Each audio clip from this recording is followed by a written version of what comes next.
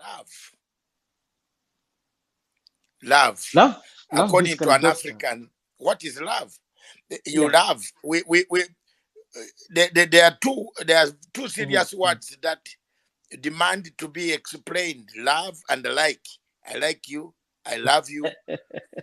And It- mhm. women get confused, and even men get confused these days. Uh, I love you. I like you. What is love? And Why is it mhm. specific that it should be the men loving women on this day? It's Haven't actually we it got should it be. wrong? That I am still Uh-huh. bringing more questions for you. Haven't we got it wrong, Mwangi, in Kenya? That it is more Uh-huh. or less that the complainants of not Mhm, receiving the mhm, presents of mhm, flowers or whatever are women mostly. And for me, if my wife does not buy me anything on this mhm. day, I don't go around getting annoyed. You wouldn't proceed I about will that. understand the situation as an African. So Mhm. what is this? Why is it that men are on the receiving end and the ladies need to be treated? Doesn't love mean that treatment should be equal? Mwangi. Well, maybe to start about the two questions that you have asked. The first one is about the difference between love and like. I think basically, to make it very simplified, when you talk about love, it means there is involvement of uh, affection, and that particular affection have got an aspect of commitment. So that then when I say that I love you, it means that you have got an obligation to lay for me or to submit or to there are some things that you give away. It's like actually you are sacrificing yourself unto me and myself unto you, and therefore you have got an obligation to maintain certain kind of standards. And therefore, if we have all this kind of wars and troubles that you're having, like people protecting each other or saying maybe I killed this person because I was protecting, or maybe I did this A, B, C, D because of that particular aspect of an obligation to have affection, to maintain it, and it's like some kind of conditionality of some kind. That if it is broken, then there are some kind of consequences that follows that. But you talk about a like is like some kind of I prefer some kind of qualities and traits on you, and that is it. So it does not have any obligation. Does not have any kind of attachment. But love has got a deep attachment, sometimes psychopathic attachment, sometimes a narcissistic attachment, sometimes crazy attachment that make people of maybe ones of sound mind to end up maybe committing some things that you not even imagine in the name of love. So, like the second question is about the man and woman. I think this thing should have a balance. It's not about the woman. It's actually, I don't know how. I was actually trying to research about the Valentine, and I found it was something Hold about the fire. Matthiadom. Hold the fire, Mwangi. You are Mhm, still. I think you are going to be our teacher today. Very. We need to learn quite a number of things. mhm, In most cases, my research concludes, mhm, and if ladies are here, I can see my mhm, sister Sheila Jebukomboy. mhm, Thank you very much for joining, and I can see another sister or mhm, Kibitij. No, not. I can see my friend Kibitij. Thank you very mhm, much for joining. I can see Honorable from Zimbabwe. I can see from Congo. I mhm, can see from Somalia. I can see mhm. very many people. Are Great. there, are there women who take us out? Are there women who can buy for us presents? All these presents only come from Dr. Matsanga or Uh-huh. from Honorable Brighton from Mhm, Zimbabwe or mhm, Mwangi mhm, or Kibiti Teach, mhm. my brother or Leonard. You must carry something tomorrow, or They else normally the buy house for will us a be hot. handkerchief and a pair of socks. Yes, and thank we are you. buying Go them ahead. some new Teach cars us more about that. and new houses, and we are treating them well in Kepinski tomorrow. But I don't know where or what exactly happens that we don't receive the book like something better to be taken out for a dinner. We would miss to see that happening. You have been taking care of these children. We have given you a good home. We have taken you for holidays. I've taken you to my mother, and that was a Torah order. It was a very hard decision to be able to make, but yet there is no consideration for this particular man. And I think slowly, and unfortunately, I think it's a big tragedy for that case that the African man has been lost in the woods. Why do I say that? Everything today is about the girl child. I have no problem with that. It's a very great thing to promote women, to assist them to have equal opportunities, to advocate for their equity and equality as it is. But when it comes to the matters of love and also responsibilities, we also need to be able to see some kind of a symbiotic relationship. A symbiotic, because when we talk about traffic, it's normally that more of a parasitic thing.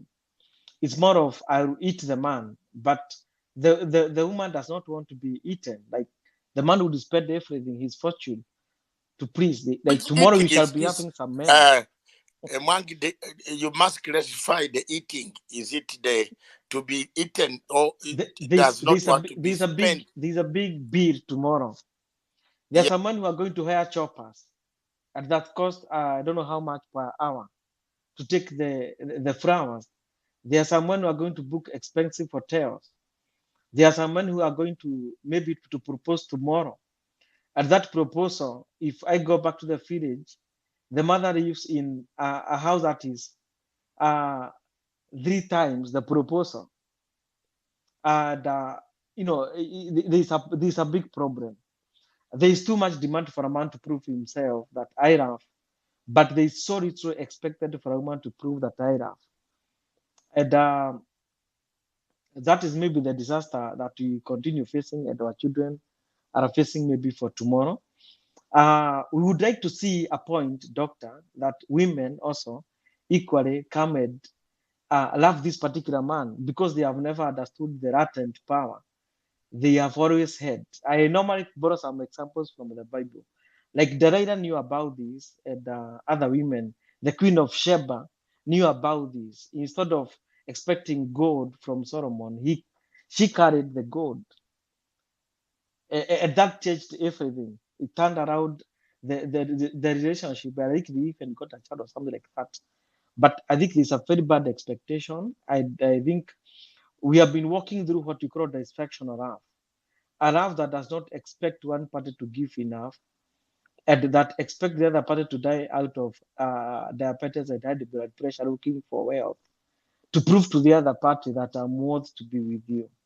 And that has been that has been the gospel for some number of years, maybe from millennium coming all this way. That has been the gospel. So if this man cannot be able to hire that particular chopper, take this sweetheart to that particular expensive hotel or buy expensive gifts, then that man is declared unworthy to be in a good relationship and to have that particular beautiful and well modeled woman in terms of maybe intellectuality, in terms of career, in terms of or what men or maybe the expectation of society is all about.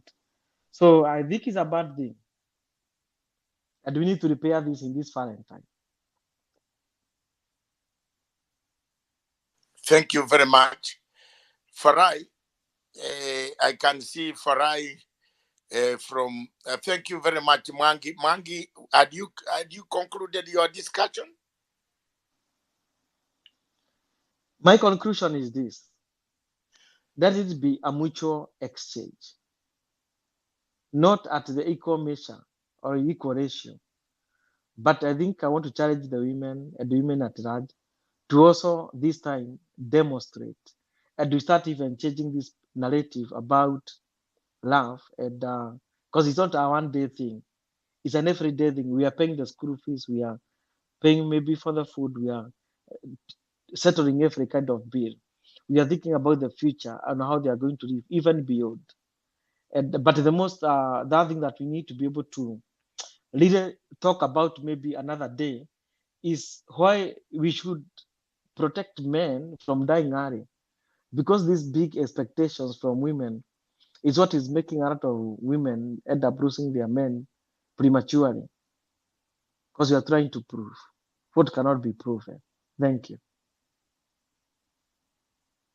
My God, Mwangi, stay on the line.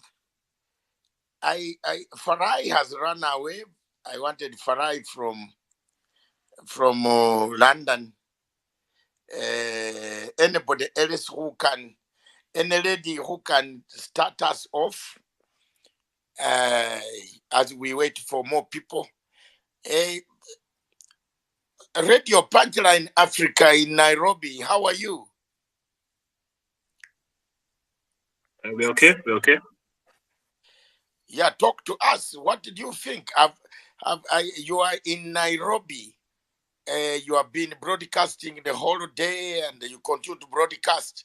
What exactly are people saying about flowers, about tomorrow, and have you seen the town beginning to shape? Have you heard of the hotel maybe costing $5,000 a night? What type of sleep is that I would like a lady to come up here, because we have heard Mwangi saying, hey, look here, this thing comes at a very dangerous time when school fees are not available. What is happening to you, Radio Punchline Africa? What have you heard? Talk to us.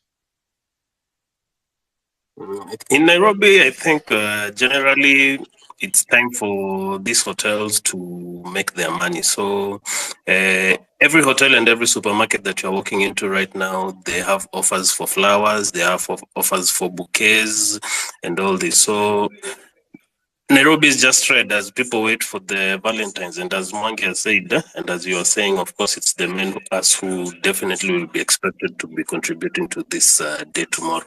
But it's a very commercial thing. It's not really about love. It's just people out here trying to cash in on guys with the concept of talking about love. But there's nothing about love here. For me, I just think it's a commercial day for people to make their money selling us all these things and hiring out hotel rooms. Definitely. From your point of view as the owner, as the boss of the managing director of Punchline Africa TV and the Radio Punchline Africa, you think this is more commercial than Definitely. okay. Any lady here at Sandra? Sandra, do you want the microphone? Can you tell us, Sandra from Zimbabwe, are you prepared for flowers, or are you also buying flowers for somebody?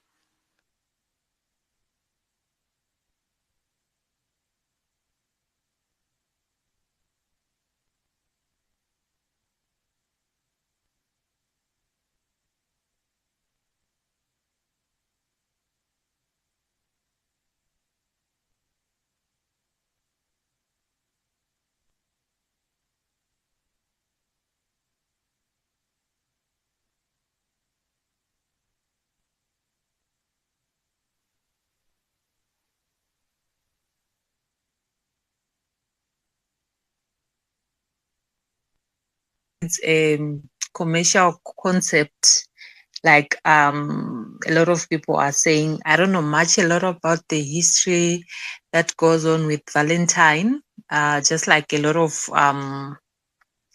things that are being celebrated, the histories depending with the country where you are. For example, Christmas, people celebrate it, Easter celebrate it. The Indians, they've got the Festival of Lights. The Chinese, they've got their Chinese Christmas, where New Year, where they celebrate with fireworks and all those things.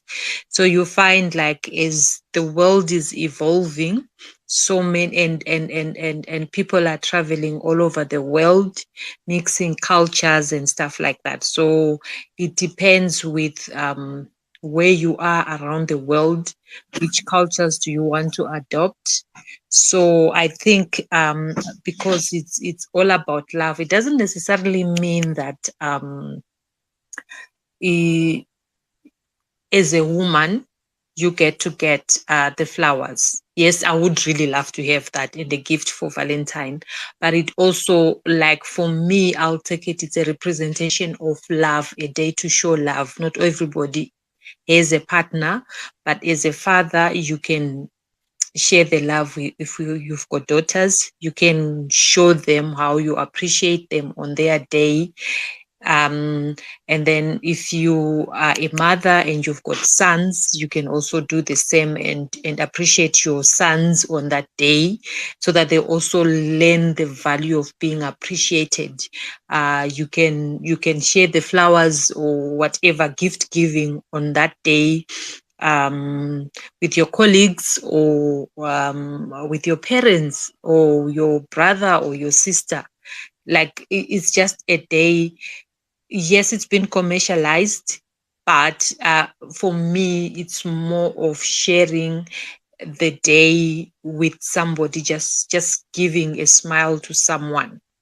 Yeah, that's my take for the day. Before you go back, I don't know whether you are in Zimbabwe or you are in London or you are wherever. Which part of the world are you in today? I'm in Southern Africa. You are in Southern Africa. Yes. Okay, let me ask you one question, Sandra. Yeah, go ahead. In London, where I am, why they celebrate Valentine's Day? They have a social contract. Is there an African country where there is a social contract? That if you don't have a job, you can go and get money from an employment agency. It gives you $50 per month, per week, to buy food, to look for a job. There is money given to society, what we call a social contract. In Britain here, almost everybody can afford to buy flowers because they range from 50 pence, £1 a stick, because there is a social contract. Somebody, it is even a law in Britain to walk without a pound, £1 in the pocket. If police stop you and you don't have money in Britain, you don't have money in the pocket, you are charged seriously and taken to prison if convicted for almost 3 months for being a vagabond. Because you must have money. There is a system that has been put in place for people to have money in the United Kingdom, in other developed European countries. That's why they have the luxury to bring in these days, the 14th of February, Father's Day, Mother's Day. The only day that is not at dispute, Sandra and Mwangi and the Pan and the rest of you, is a Christian Christmas and is Easter, the killing of Jesus Christ. Those are days, and those are days that are not in dispute at all. Nobody disputes. I cannot have a problem. I can have a present on those days. No problem. But the things that where people are still disputing are where I, as an African, I have to make a disclaimer, Sandra. I have 5 daughters. And I have told them I don't buy flowers. I don't expect anything from me. I am very candid. I start by saying it loudly. So none of them will think the love will increase on that day only. Then after 14th, where does the love go?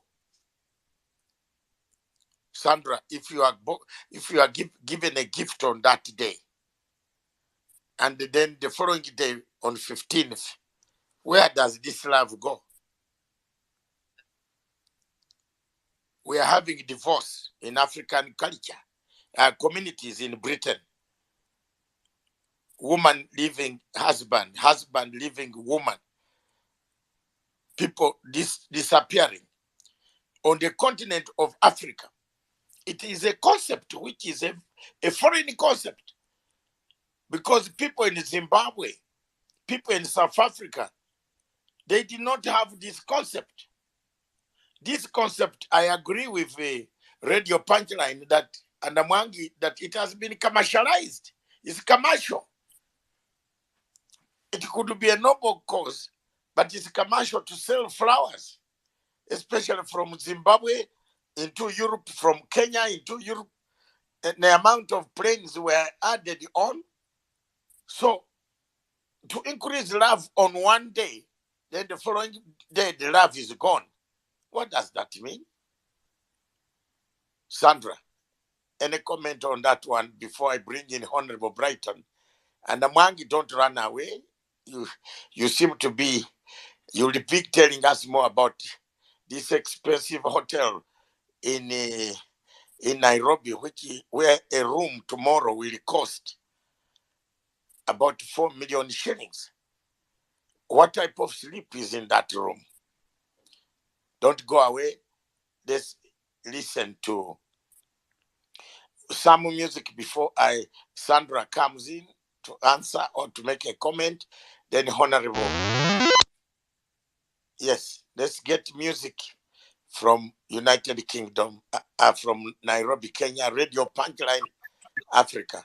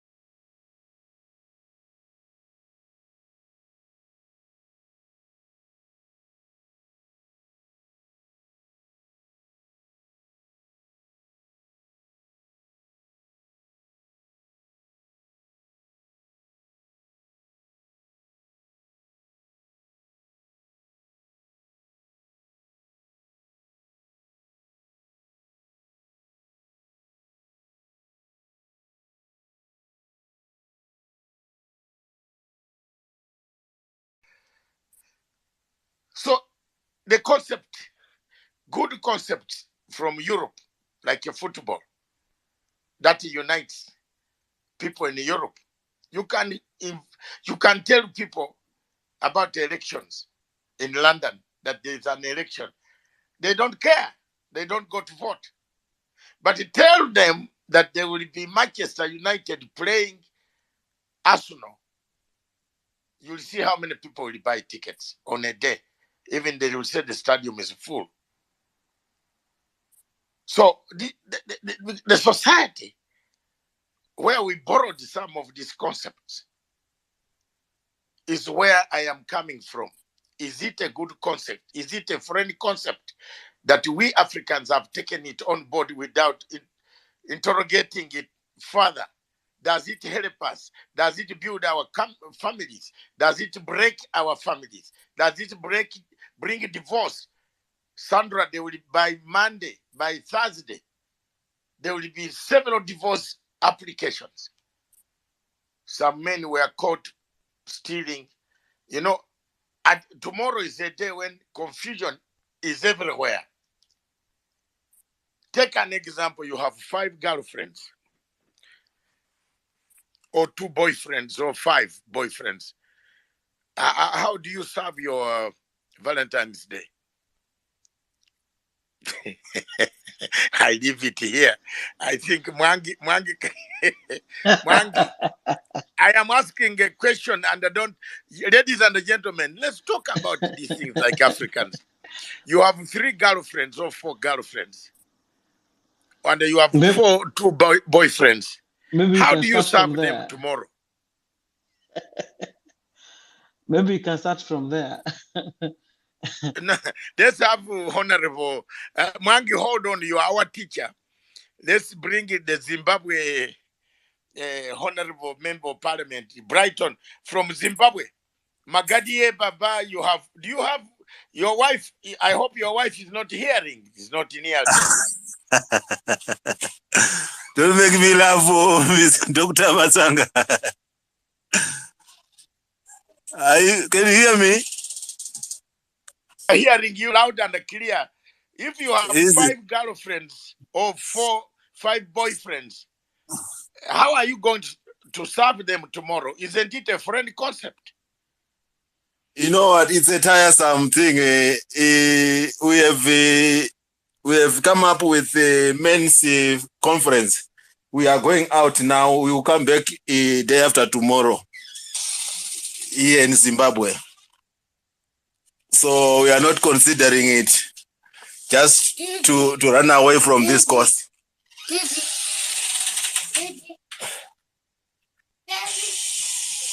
Can you hear me? Honorable Brighton, I hear you. So you are just running away from the problem. Of course. Why, Sandra? This is very strange happening in South Africa, in Zimbabwe.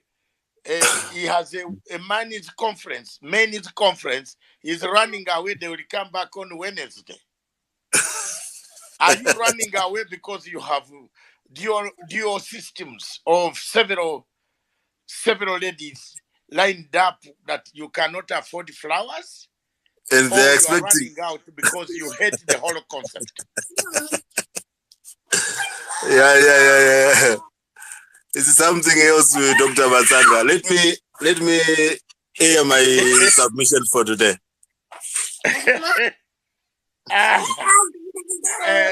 Sandra, I am. Hello.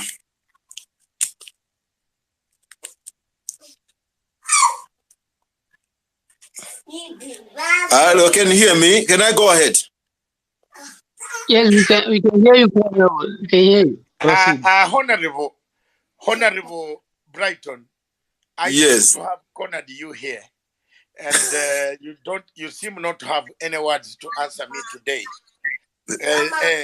Why are you running away and going for 3 days, and you will come back on 15th? You know what? Because they are just too much. They are expecting. We have to do something. What is too much, Brighton? Is your wife asking you for flowers? Not only flowers. They expect big things here in Zimbabwe. My friend. Oh my God.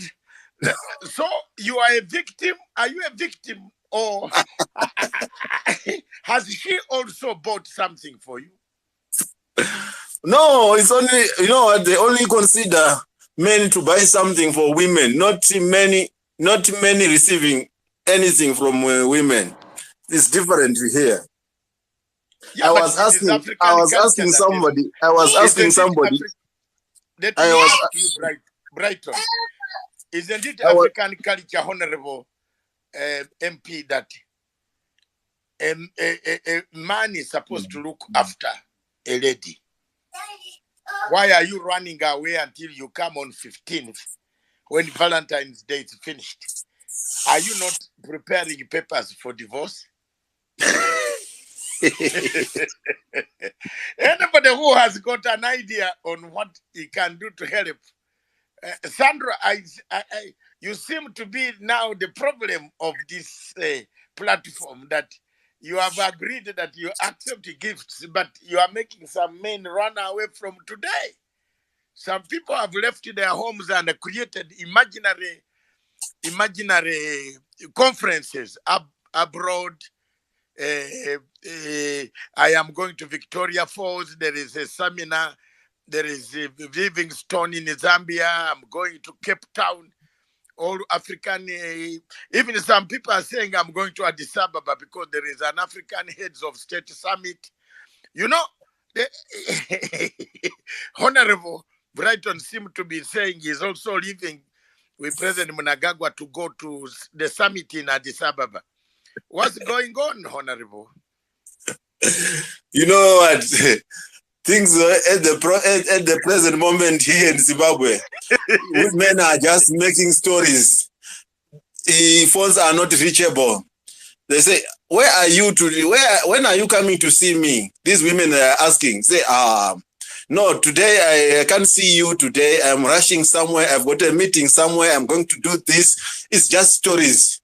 Then you just appear a day after Valentine, maybe with a bunch of flowers. It's something else here. Ladies and gentlemen, Radio Punchline in Nairobi. I think at this moment, Honorable Brighton from Zimbabwe Member of Parliament needs some music to cool his mind. That number was playing very well.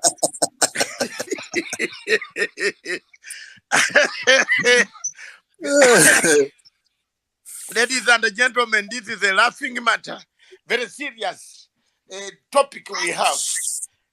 A foreign concept has made Honorable Brighton to leave his home tonight and come back on Thursday when everything is over.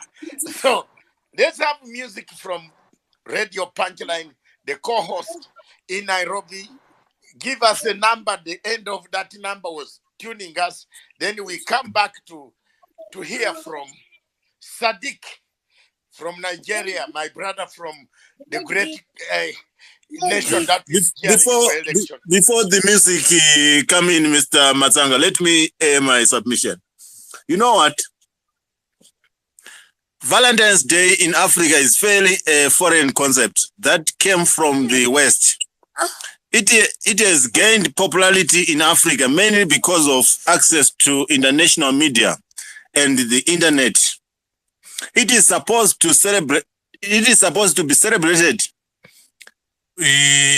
Love, and more people have found unique ways to express that love. Some people will wait till Valentine's or other special occasions. Others will not allow one day to dedicate when they can celebrate their love. In some of our African households, we did not think that our parents loved each other because they did not express their love the way we saw it on television. Therefore, we found no flowers or fans, dates, and our mothers did not wear red or receive roses. The truth, however, is that there was love. It was subtle and often overlooked by it was there. It was there. It was that school fees were paid and a house was bought. It was that groceries were provided and food was cooked. It was that the house was clean and clothes were washed. Everyone understood what the other needed to do and it was done. This generation may see it as the oppression, but it worked pretty well. Family units tended to be way more stable, then maybe not always happy, but definitely stable. It could have been from a sense of duty, but it helped. Even when things were not working out between the couple, they sacrificed for their children, so they lived in a stable home. That's my contribution now, Ms. Dr. Matsanga. Thank you very much, Brighton. You have brought that those days, African culture, African roots. Yeah. Even when things were not very good, people contained. The rate of divorce was low. The rate of divorce was just almost not there. Negotiations before divorce took place, there was plenty of negotiations. But these days, you have a woman, a man, you make a small mistake, a woman goes down and brings papers, you come back home, she has gone to sleep, she has left them on the dining table. Look at our African players, all black African players in the United Kingdom. And most of you who have seen all the black African players, they have ended up with no wife at all. They have ended up with no wife, no home. Some have, they have turned to drinking alcohol. They are they are being taken to rehabilitation centers. Almost all the black and high-profile players of football who are either black or half black or colored, because marriage, the demand of this type of days, someone tells you that I want to sleep in a hotel of $4 million, of about $40,000 a night. What type of sleep is that? Can you sleep in a hotel 40,000 when you come in the hotel in the morning? You are just coming about 2 hours to sleep, and then you go, and it's 40,000 is gone. And by 12, the hotel says you leave or you pay an extension. Is this what it was meant? Actually, what type of love is that? Sandra, this is what I want you to tackle under Sadiq. Because we have had Mwangi. Mwangi has already told us there is a hotel in Nairobi. I'm not there in Nairobi today, but there's a hotel in Nairobi sometime back, about 4 years ago. That hotel charged about 2.5 million a room, a presidential suite, a night. And they ended up entering that night after going to dance and listen to music. They came at about 4 a.m. Slept for 2 hours, and the husband was going to pick a flight to go back to Lagos. Sadiq is home. Surely. So, look, we don't have a borehole. We don't have water. We don't have medicine in clinics. People are dying of simple diseases. Yet we are spending $40,000 a night. What is your comment? What is your say? Is this a foreign concept? Okay. So I will stick with as Africans, we pick and choose what we want to say. This is African and this is un-African. First of all, our problem is we have taken to migration and we have gone to these people who have got their own practices. The first thing that we do is to denounce our Africanism and we adopt cultures in of those places that we visit. And then when we are there, when we start to face issues, when you get comfortable, for example, I think I'm not in Europe or in the United States, but majority of Africans have adopted the cultures there in those European countries, in those Western countries that they are living in. Majority have married, mixed the African with the European people. So obviously, who is going to get the strongest of cultures? It's the European culture that you adopt. Only when you are in trouble, when you cannot keep up with that culture that you have decided to get into, that you have decided to marry into, then you start to say this is wrong. But remember, you have gone into that world. You have adopted that culture on your own at the back of your brain because you were looking you were looking for something that is different from what you've got, or a better life than what you are used to. Then when you are now in trouble, and when some of us are now looking at you with your own choices as a person, as an individual, and then because you are unhappy in those things, in those choices that you've made for yourself, you now want to say it's wrong. It's wrong to who? Because if you wanted to remain African, first of all, you wouldn't need to leave Africa. You would stay in Africa, utilize whatever you have in Africa, and develop Africa within Africa.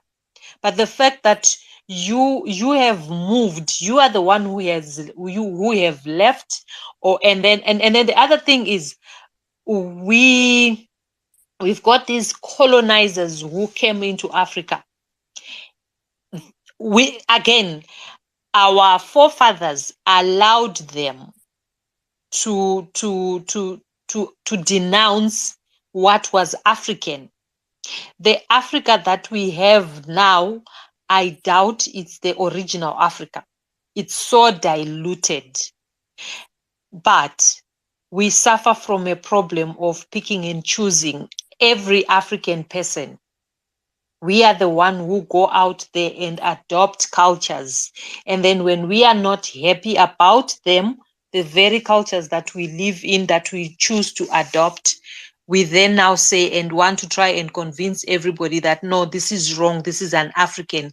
But then again, you find that the most of those who are vocal about an African are people who are not in Africa.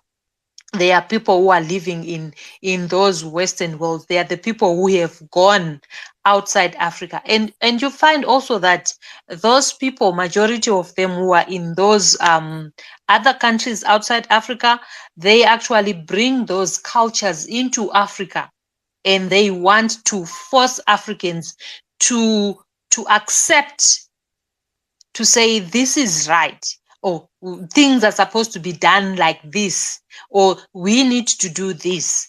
The things that we used to, that was done in the original Africa with the original Africans, we are all diluted. This generation, every one of us, we are diluted. A very, very few communities are still preserving African culture. A very, very few Africans have recorded the original African traditions and culture, but we are all diluted. So I feel like we should allow individuals. Sandra, hold the fire. Yes. I am Yes. not diluted. Yes, you are. Practice. The fact am that not, you no, wait, Sandra. the fact you are speaking in English, you are diluted. You are not speaking in an African language. You are already diluted. That fact on its own, you have diluted your Africanism. I can see you have a point on the question of speaking English, but I can speak Swahili very fluently, which you don't, again, you can't understand Swahili, Sandra, when I start. Okay. But I have been, for example, in the United Kingdom for 38 years. But I speak my not home language very well. But my children, all of them, the 8, most of them, I have to force them to, I have to tell them this is what it means in our language when you go back to Uganda one day. When they fly, some of them fly into Kampala on their own and come back. But not me. But I always tell them, you don't forget. For example, I want to tell you one culture that I still practice in the United Kingdom. My tribe, where I come from, we do circumcise at the age of 18. And I made it very clear that my boys were circumcised in London. I did the traditional circumcision in London. I'm now telling you. And I said, people came and crowded. Of course, I'm not, even right these days, Uganda products can be imported into London. You can make local brew for people, the elders, to drink. The people, the community. People come. For example, the tradition of sending off a relative, a friend, a community leader, a Ugandan, a Zimbabwean, a Kenyan, is still the same.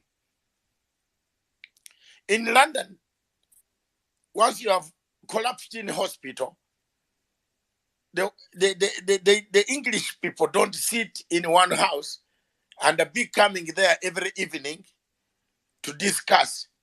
They throw you in the mortuary and arrange the day and get the undertaker to arrange to clean you. And they come on that day only, take you to church, pray, and you go. But for us in the United Kingdom, because I worked for Uganda Community Relief Association in 1987, 87, 88, 89, we were working, we are the people who made a foundation, the community, that when our brothers in the future come and arrive in the United Kingdom, they will find where to settle, how to fill the application. We helped all the Somali, you see MPs there, were helped by my organization, Uganda Community Relief Association. Helped them create their community. When they arrived in the UK, they didn't know English, they didn't know how to fill the forms. But we kept the culture. We had the culture department that teaches tradition, that the Shona, this is how they bury their person. The Shona, this is how they marry. The Shona do this, the Baganda do this, the Zulu do this, the Igbo have their traditions. The Kikuyu have their traditions. We have kept them intact in the UK and in other parts in America. That the thing that we have today, which is paining us, is this 14th February Valentine's Day that has become commercialized, Sandra. It's not dilution. We have picked some good things. For example, all of us are Christians, agree Jesus was killed. He was born in December, then killed in April. He was killed by Judas. So all of us agree there is something which is beyond us. So religion is universal, everywhere. Even those who don't believe in God, at times you find them saying, "Oh God, oh my God, oh my God," when an accident is going to happen to him. So, but this thing here called Valentine, where families are put on trial, you don't know what is going on here. Honorable from Zimbabwe has just told you, Sandra, that he's running away right now from his home. He will appear on 15th. Why would a man run away from his home because of a foreign concept that was not African? I learned by calling Sandra, whether if you finish up your point, then Sadiq, be prepared. But before Sadiq, read your punchline, give us music to break the monotony of words. Let's eat one Congolese music. And as we play, Congo is on fire also. Thank you. I'm gonna comment on what that honorable say. I don't think he represents all Zimbabwean men in what he is saying. I know a lot of Zimbabwean men who are going to do good things for their women. We have adopted the Valentine's Day concept in Zimbabwe. So when he's speaking, him and other, he's not speaking for all Zimbabwean men, because some Zimbabwean men have adopted the culture.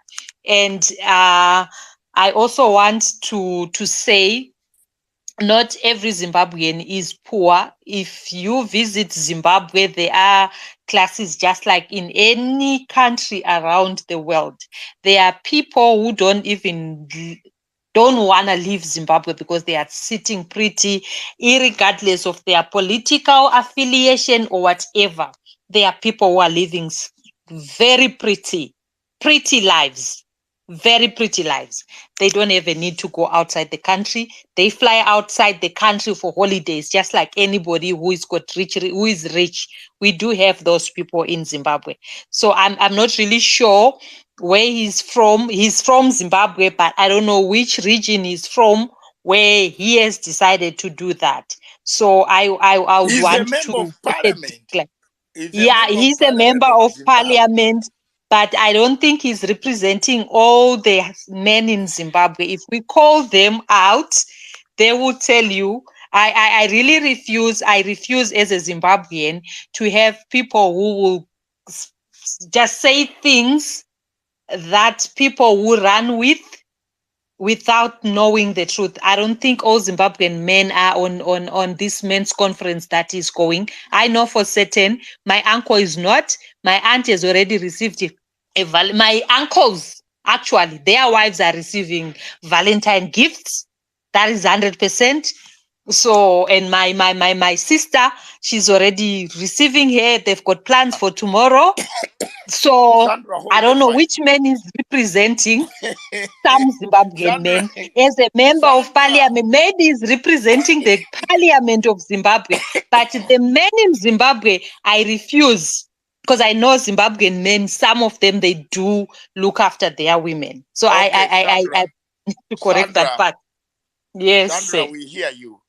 We hear you. And I think the MP, it is true what you have talked in Zimbabwe. Life in Zimbabwe is very, very good. For people who have stayed there, I always go there. Sandra, I know the type of houses you are talking to about. I have gone to friends' houses in Borodale, in some places in Highlands. Oh my God, you don't want. I went to a friend called Chiangwa. His house, you go to the underground. There is a house underground, well built, and the swimming pool and everything down there. When he's upstairs, you don't know there is another house downstairs. And people have good houses in Zimbabwe. And that, contrary to what people think, the people who remain in Zimbabwe are well off than the people who have gone away from Zimbabwe. An ordinary person living in London that cannot beat the life of an ordinary person living in Zimbabwe when you have worked your way out, because you are not God. God put their class struggle. It is not created by anybody in Zimbabwe. The classes were created by God, because God created us. God didn't create all of us uniform. Otherwise, the world would be different. If He all created us with money, who would be working for the other?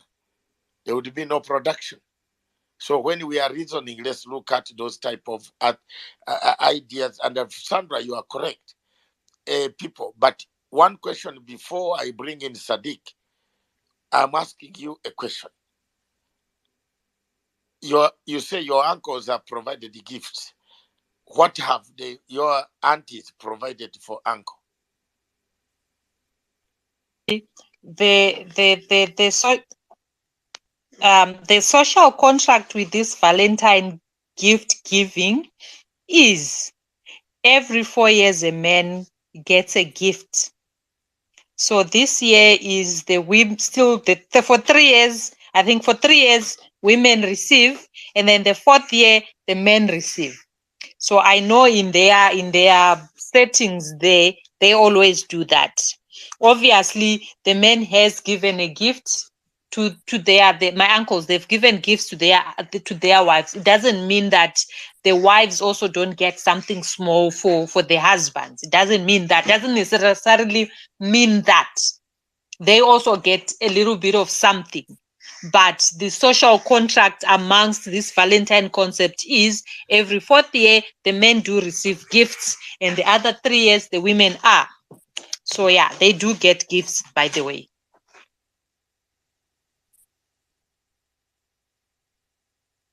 Are you giving a gift to somebody, Sandra? Yes, I've got 2 sons, so I'll be giving my sons gifts for Valentine. Okay. Thank you very much, Sandra, for your contribution. You have been one lady who has kept us busy on this platform.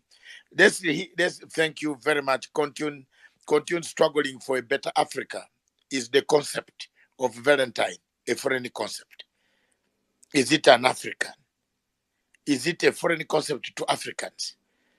What has taken us to this level? Why have we reached here where we are?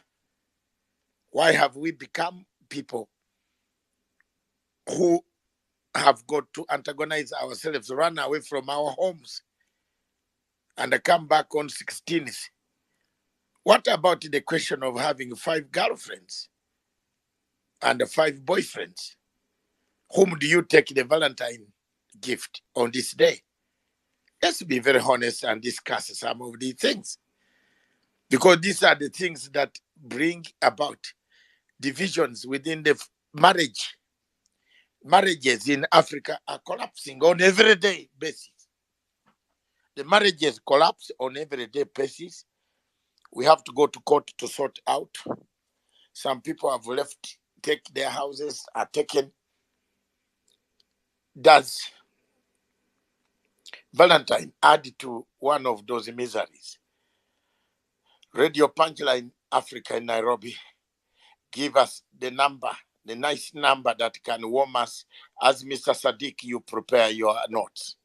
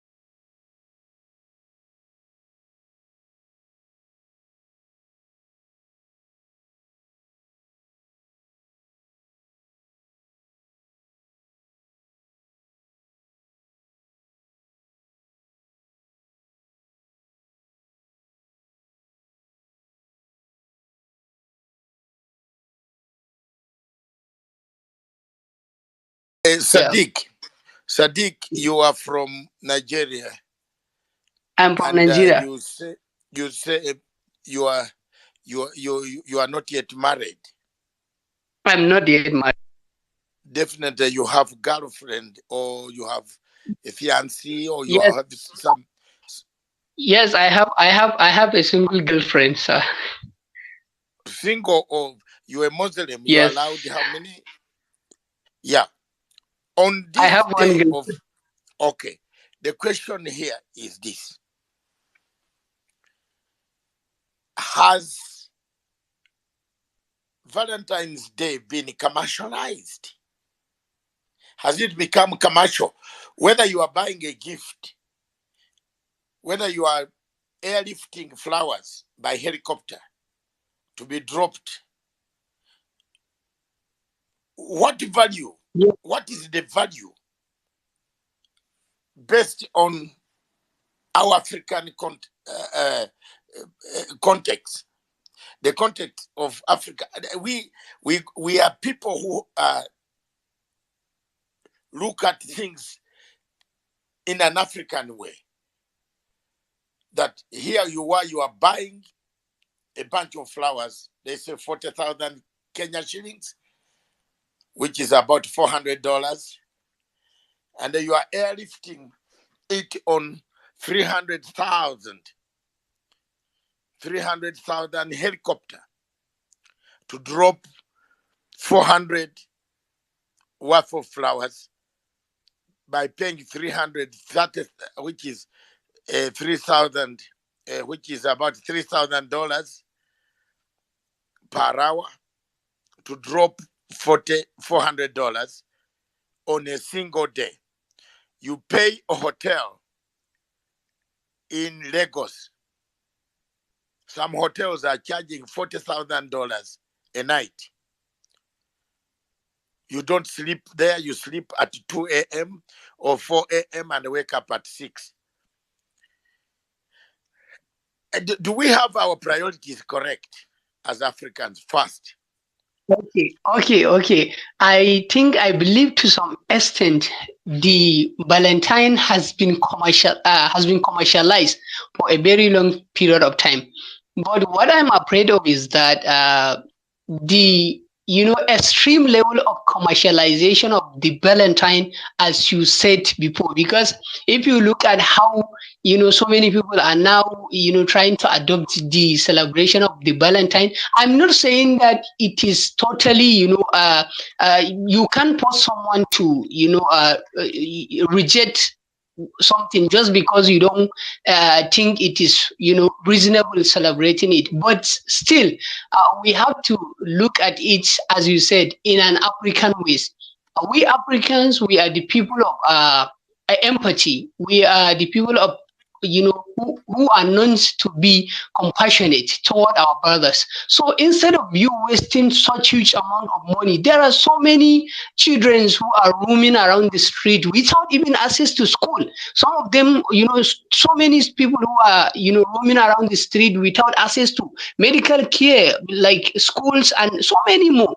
But unfortunately, like, are you going and spending so much money just celebrating one day of love? I think it is unreasonable. But I'm not saying someone should not celebrate it, because maybe you think it is worthy of celebration, of celebrating. Maybe you have been planning to celebrate the day with with the love of your life. You can go ahead and do that. But spending extravagance just because you want to celebrate a day, spending a budget of more than 3 months budget, I think it is outrageous and it is unreasonable, because there are so many ways that you can invest such money to bring so much outcome that you can reap.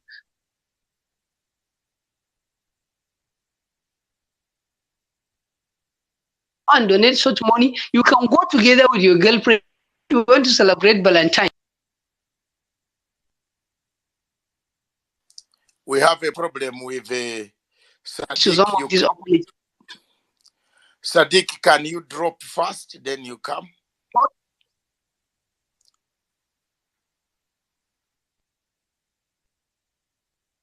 Sadiq, you drop the mic, then you come back. Your internet is not good.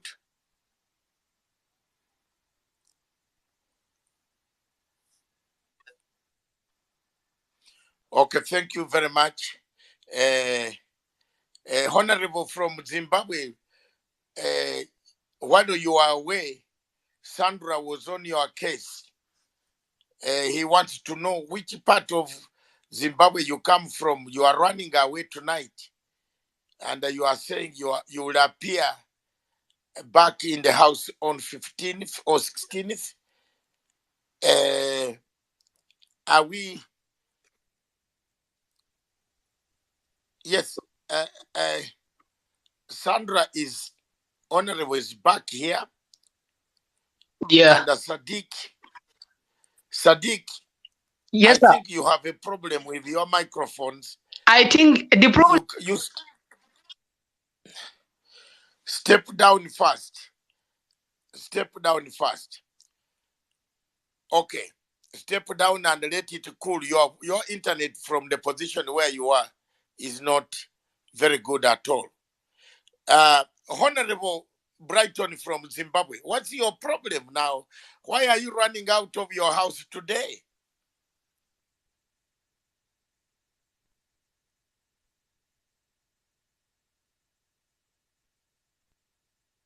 Sandra, do you hear me? Yes, I can. I can hear you. If I Okay, can. let me bring in the gentleman you are looking for here first. Okay. Can I just comment And whilst we are waiting for him to come back? I okay, just go ahead.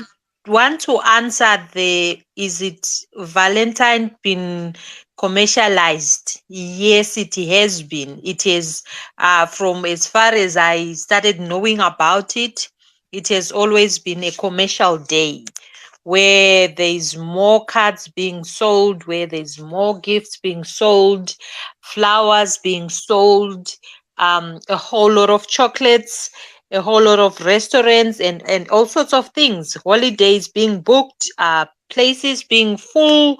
The busiest time of the year for service industry, that is the hotel businesses and restaurant and all those sorts of things.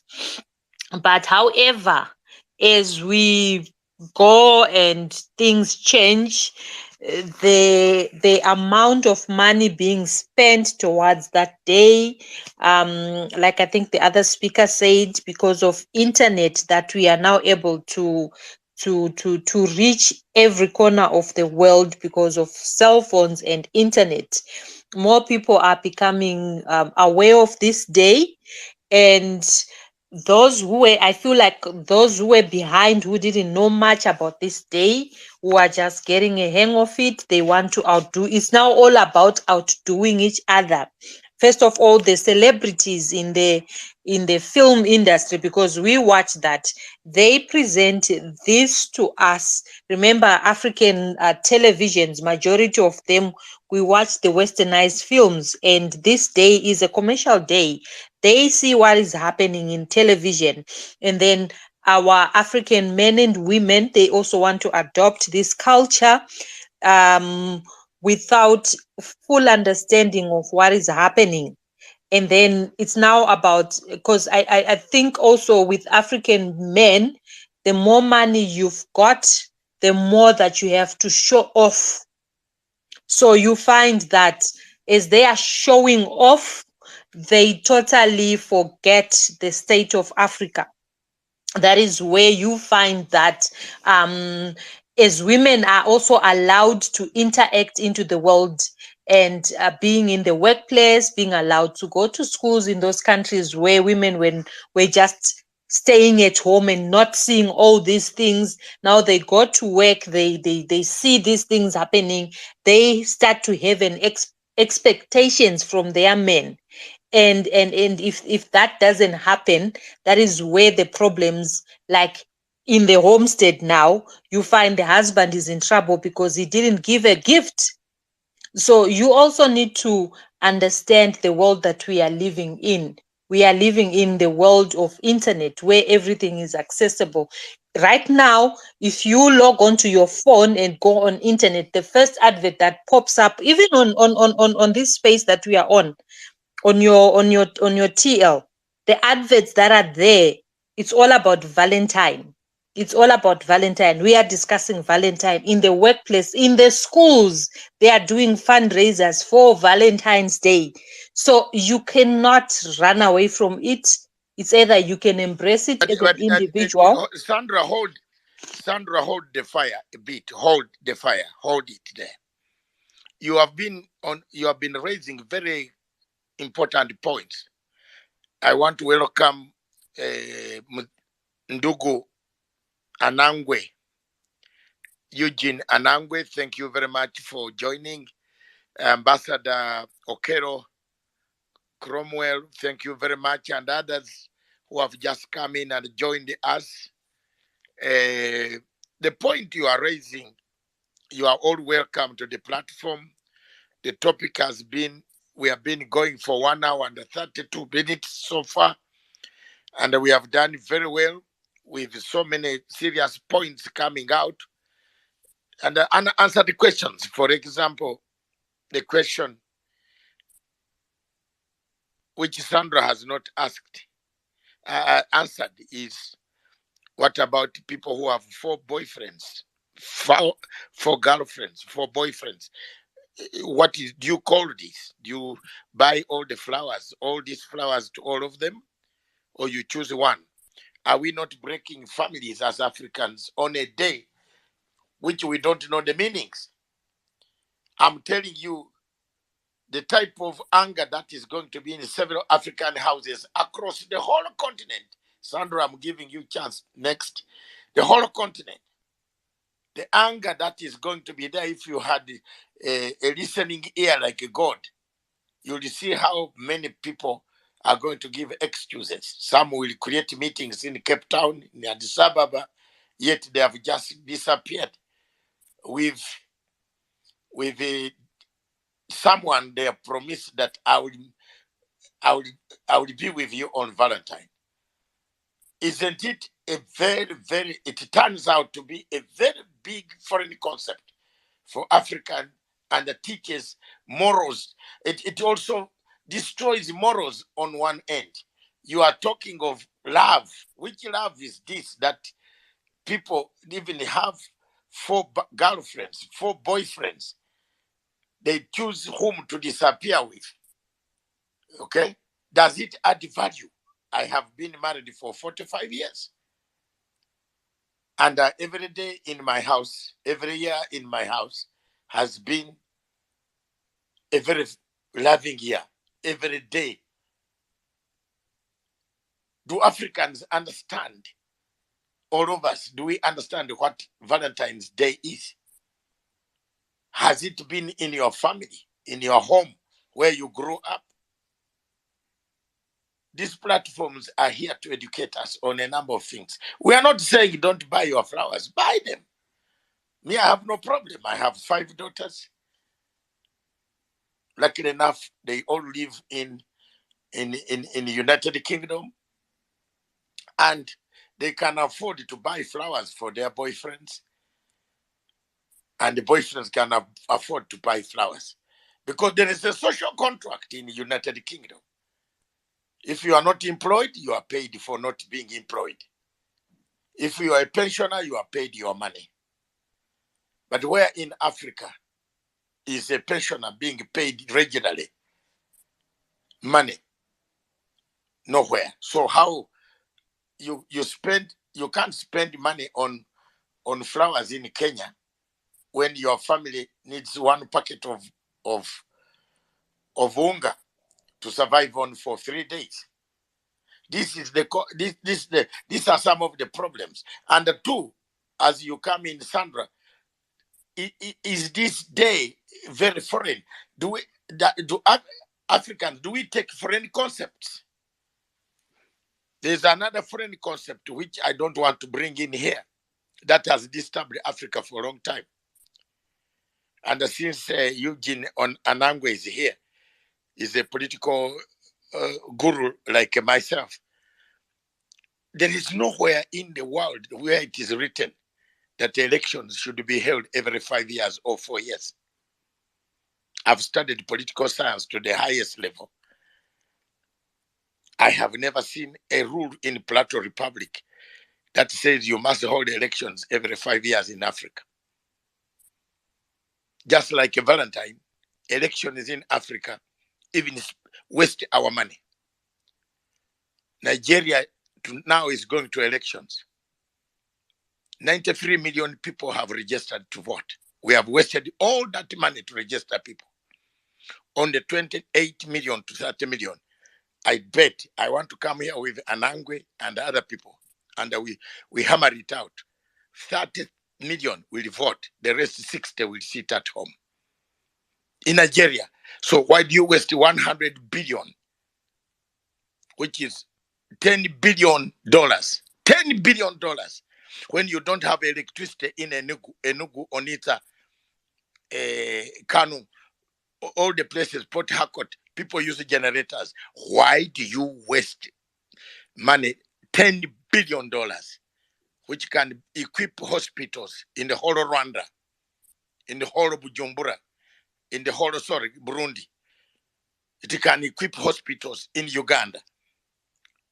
And you say you are conducting an election. Then after that election, none of you agrees it was done properly. You all go to the streets, you start fighting. It's a foreign concept. We borrowed it from the British, where there is a social contract. Britain can call for an election tomorrow in 5-10 days. We can go to elections anytime now. Because there is a social contract. Whether you have gone to vote or not, there is your check coming in the post office in your door. But Africa, that is what I will speak for. That's what my platform speaks for. That's what it stands for. We Africans have a problem. We borrow things that destroy us. We kill our own things, cultures, and bring in cultures that are not ours. The whole of all African countries, every city, Nairobi, Kampala, my country where I was born 68 years ago, it has everybody is geared for this thing called Valentine tomorrow. Huh? In fact, people are having accidents on the road, killing people because he's running to see this other girlfriend, then run to go and see the other one, then come back in Zimbabwe. You see, Sandra has just told you, there are some people who are even airlifting flowers. Yes, we sell our flowers to the Dutch, the British. They don't have their flowers. Most of the flowers come from Kenya and Zimbabwe, which are being sold in those supermarkets in Marks and Spencer. You see people, I worked there those days. You remove Zimbabwe, made in Zimbabwe, and you place British, then you sell to people. Is this African? Is this concept an African? Is love, does it mean it can only be made on that day? Do you know who Valentine is? These are serious questions. What made people name it Valentine's Day? At least I can agree. I know why I go to church every Sunday. There is God up there, because things could not happen without somebody. I know Jesus came, was killed. Muhammad was there, was killed. That one I can agree.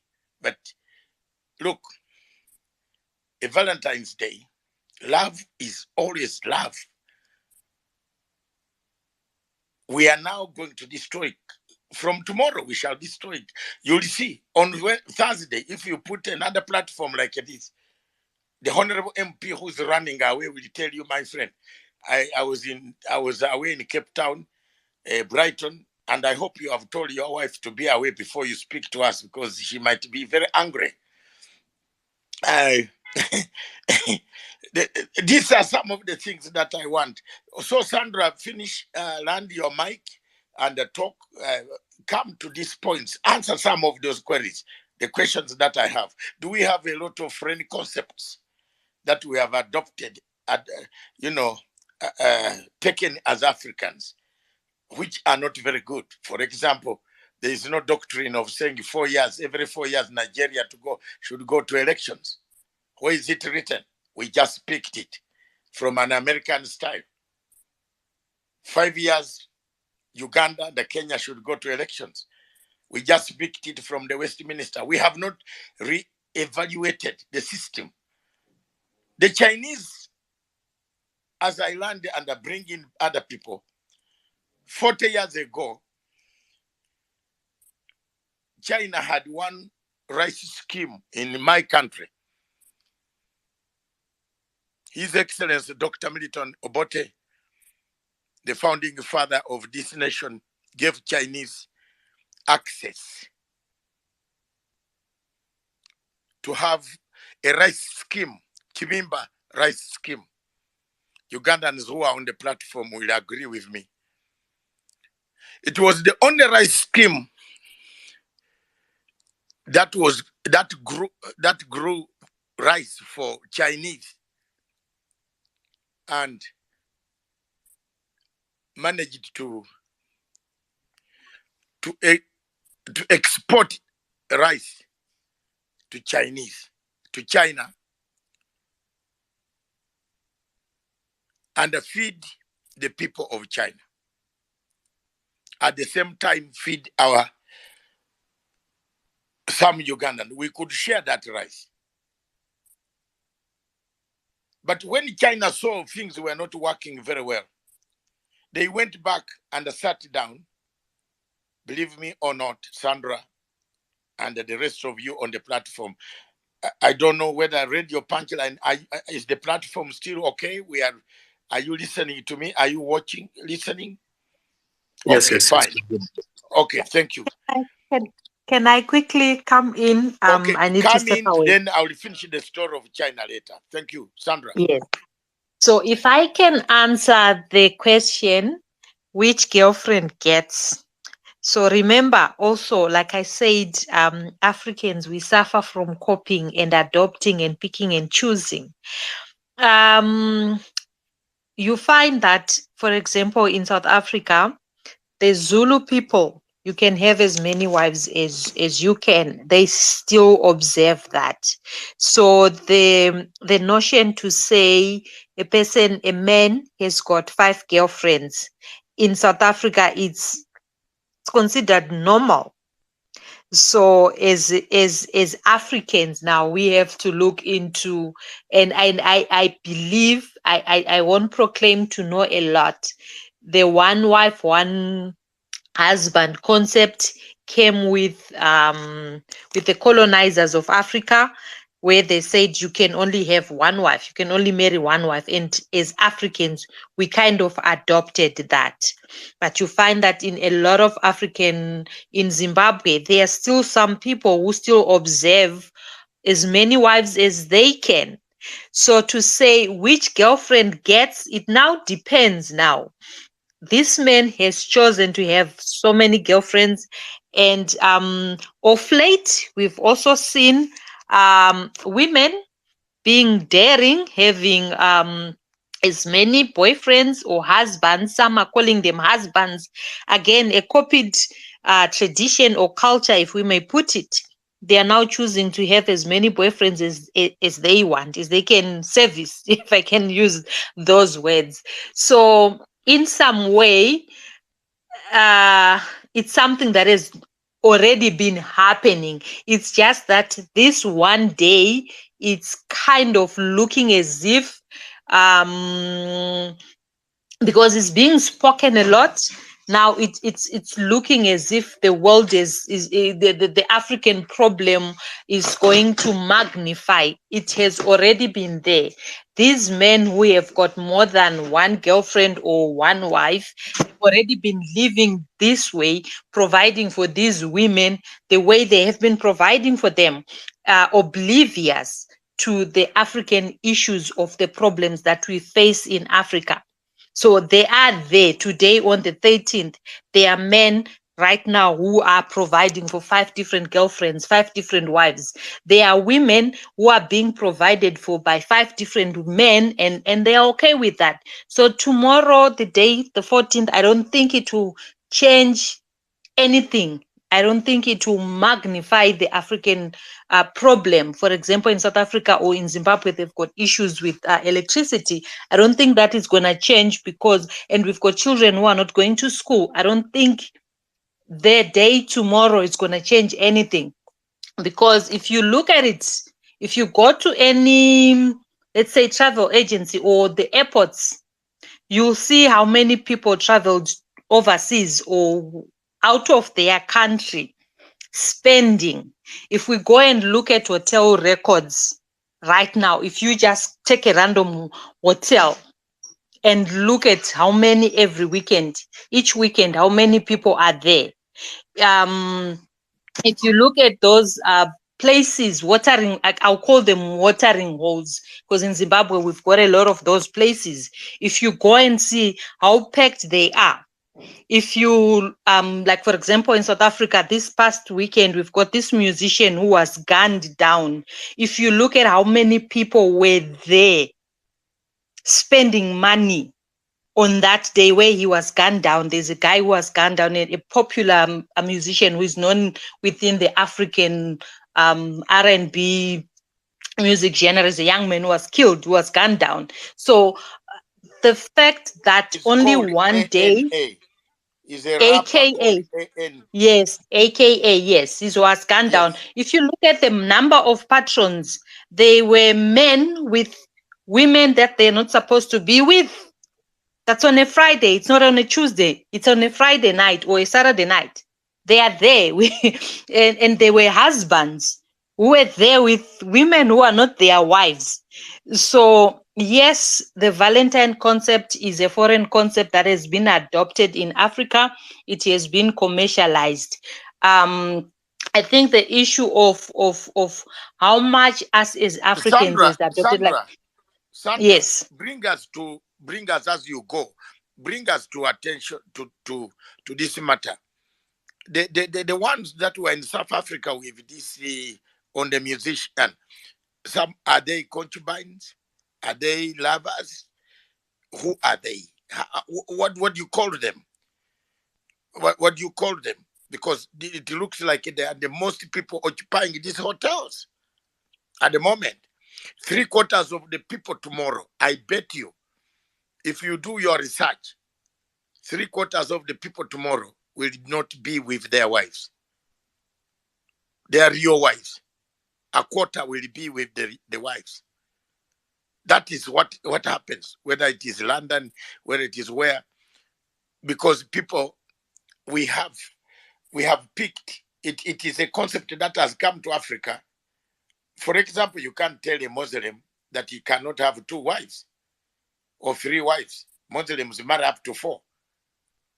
So which one do you choose, for example, or you take all of them for Valentine's Day to Johannesburg or to Pretoria or to Mauritius or to Zanzibar? What do you do? But those are married officially. But then after 4, there are also other 4. So Sandra, I will not leave you until you answer this question. Why is it that the boy child is always the victim? Is the one to buy? You have not answered that question for me. As I bring in Ambassador, thank you very much. Welcome, Your Excellency, Ambassador Okello. And you will share some light since you come from my country. And there are some few things that you can share to the other community here, people. Sandra, that question, you haven't answered me. I'm not yet happy with it. Go ahead. Okay. So the boy child, isn't a man is supposed to be a provider? The concept of the boy child and the man having to buy into these Valentine things, it's coming from the man is a provider. So on this day that the marketeers have chosen to say Valentine's Day, irregardless of the history of it, we are going to call it a day of love. So let's market it and let's say the men, because already they are the providers, because I think most women, I would want to believe, they are not taking the mics, but they would want to agree with me that a man is supposed to be a provider. And Why yes. are men here on the platform quiet, Sandra? You are Because they know what is good for them in their hearts. They know they've adopted this. They actually have adopted this. They won't come out openly and say we are going to buy those gifts. But yeah, majority of them, they are quiet because they know it's either they've already put in an order no, but through whichever company. your MP, your member of parliament from Zimbabwe, Honorable Brighton, said he's running away. He's Yeah, I actually think leaving. He was like actually parking. He was parking, and I think his car is on his way to Victoria Falls or somewhere where there is this conference, and he says he will come back to the house on 16th when this if I team can makes. add if I can add and look into him, trust me, it's men conference in courts. But as far as I know, some of our MPs in our Zimbabwean parliaments, they are busy with parliament businesses with the women that they are not supposed to be with. So you'll find that the men's conference, if you go there to Victoria Falls, you will find that he's with somebody. Those 5 extra women that you are asking me, that's the people that he's got. And you'll find that his wife is definitely going to pay for this. She's already gotten something. He is saying, oh no, because it's tomorrow, I don't observe. But he's busy observing it at the men conference. If we go to that men conference, we will find women there which are not their wives. So, like I said, he doesn't represent all Zimbabwean men. He represents those men who choose to pretend that they don't observe Valentine and they go away and be with other women who are their girlfriends and not be with their wives. See, thank you.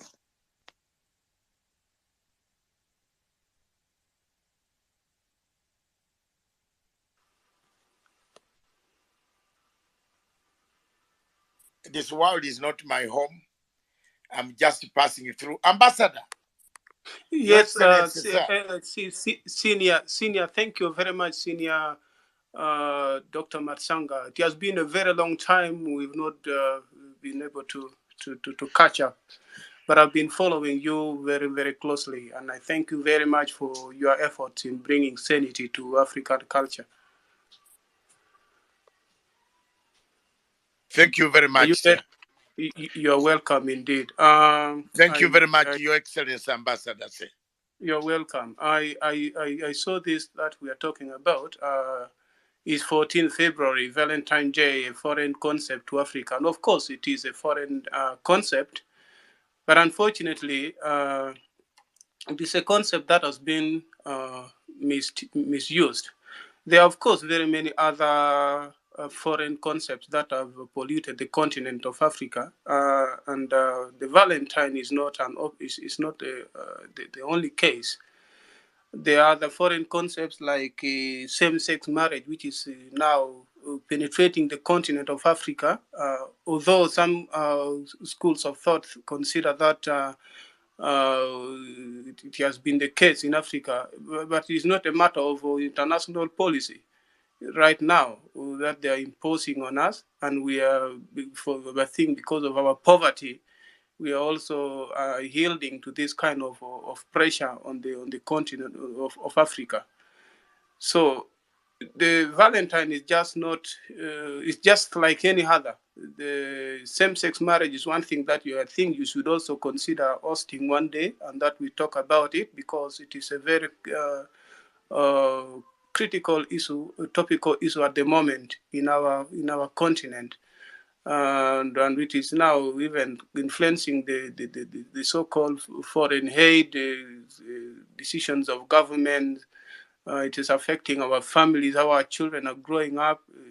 If you have been following very lately, Ugandan schools have been on the spotlight for promoting deliberately the same-sex marriages. There are also non-governmental organizations that are now openly sponsoring the activities in Uganda and many other countries. And so we need to look into that also very, very closely. If you remember, Comrade uh, Sankara, Comrade Sankara was challenging young people sometime back in his country on the question of imperialism. He said imperialism can be found in your plate when you're eating for imported rice. That is imperialism in the plate. Similar to this day of tomorrow, the Valentine Day, we imported cultures that are not ours. By the way, if these cultures we were importing, others were also importing ours, we would appreciate. Naming, when I came to Europe, I didn't meet any white man called Okello. I did not see any man called a white man called Machanga. You know, I had names that belonging to theirs. But we are busy carrying Cromwell. Cromwell is not a name from Karamoja, neither is it from Buduta. You know, it's a name from London. It's a name from Europe. So so these things Ambassador, here. Ambassador, Hello. Your Excellency. I'm getting to the real issue now. After I'm still giving you a preface, Dr. Matsang. Okay. Yes. Go ahead, sir. So these names we are talking about, I am sorry if this will hurt our sisters here. If you see someone carrying foreign hair on the head, that is imperialism. You know, you had our president Museveni recently, I think about 1 or 2 years ago, challenging some celebrity who was recognized for winning some award internationally. But the president came on and said, "You see, yes, you done so well, but the hair you have on your head is not yours. It is from China. It is Indian hair." Actually, it was Miss Tourism Uganda who won, who was number 2. Yes. The younger lady Yes. was our president is a straightforward man. On that he hits straight for, he tells you off. Yeah. Actually, Yes, President for Museveni him, doesn't like hair. Doesn't for like him, ladies with hair. He likes hair which is trimmed yeah. like, So or even a face with a head without hair. Proceed. yeah, so you find you are carrying a foreign hair, and you say you don't belong, you don't like those people's culture. You know, I have not seen any white woman carrying a black man's hair on their head. You know, but these are issues when we talk about Dr. Matsanga. They bring conflict, they generate conflict. These things generate conflict. I know that those who are not even agreeing with me on this now when I say, but you know, I'm now in the field of peace, and so, but we need to consider this. Now, on this day, the Valentine, you know, Valentine would be a good day if you were using it properly to reach out with the love, extend the hand of love to our street children, extend the hand of love to our people that have been displaced from Congo and Sudan, and they're in the refugees settlement. We reach out to them with some food. We share love with them. You know, we eat together. We play football together. Show love to them. Go to an elderly woman who is living in a dilapidated hut somewhere, share with her a bottle of a cup of milk, you know, a calabash of African porridge. That is the meaning of Valentine. Enjoying peace and love together with those that are hurting in our world. But of course, we misuse this concept. We we make it to be a source of adultery, fornication, uh, wasting our resources. You work for 1 year and you say this is special account for my Valentine, and now you begin to receive telephone calls from people, and they break marriages, like you said. You don't make a contribution to someone tomorrow. The question is, are you really my true Valentine? You see, so for us, we get overly excited with these foreign cultures. And Europeans themselves could not be even overexcited. We are not the inventors of this, but we are overexcited with them. We misuse them. But I think, based on my own understanding, ideally, we should use Valentine the way Jesus used to love, applied love, sharing with the needy, supporting those that are hurting, visiting those that are in prison, in the hospital, moving together, talking peace. This is how we could really make proper use of this day. But of course, the world is changing, and the Bible also says that in the last days, people become selfish. Selfishness increasing. And so don't be surprised when marriages are breaking, relationships are breaking, people are cheating on the other. Four girlfriends, one in the morning, in the afternoon, you have another appointment with the other one, and so on. That is how corrupted it is. But there is need to talk about this thing. And I thank you so much for initiating this discussion. Before I go far, Dr. Matshanga, I want to sell an idea to you about where your neighbor Karamoja, it is hurting. And then we would need to talk about how we can convene some space to discuss peace in Karamoja, because it has eluded that community for over many years now. There's rustling, there's death, there's quite a lot. But for now, let us focus on this concept of Valentine. Thank you very much. And if someone feels offended by what I have mentioned, please, I request for your mercy. Thank you, Doctor, and my senior. Thank you very much, Your Excellency. Thank you for your information, ladies and gentlemen on the platform. I and His Excellency Ambassador, we worked together. We are all members of one party. We have not changed our party for a long time. We are members of Uganda People's Congress. We worked together in 1980. We all fought a war against Idi Amin in Chikosi Malum 208 KJ. I am one of the living souls, and he is also one of the living souls. Ambassador, well done. Keep it up. I don't know what you eat. For you, you are still the same slender. Maybe because you eat Karamojong meat.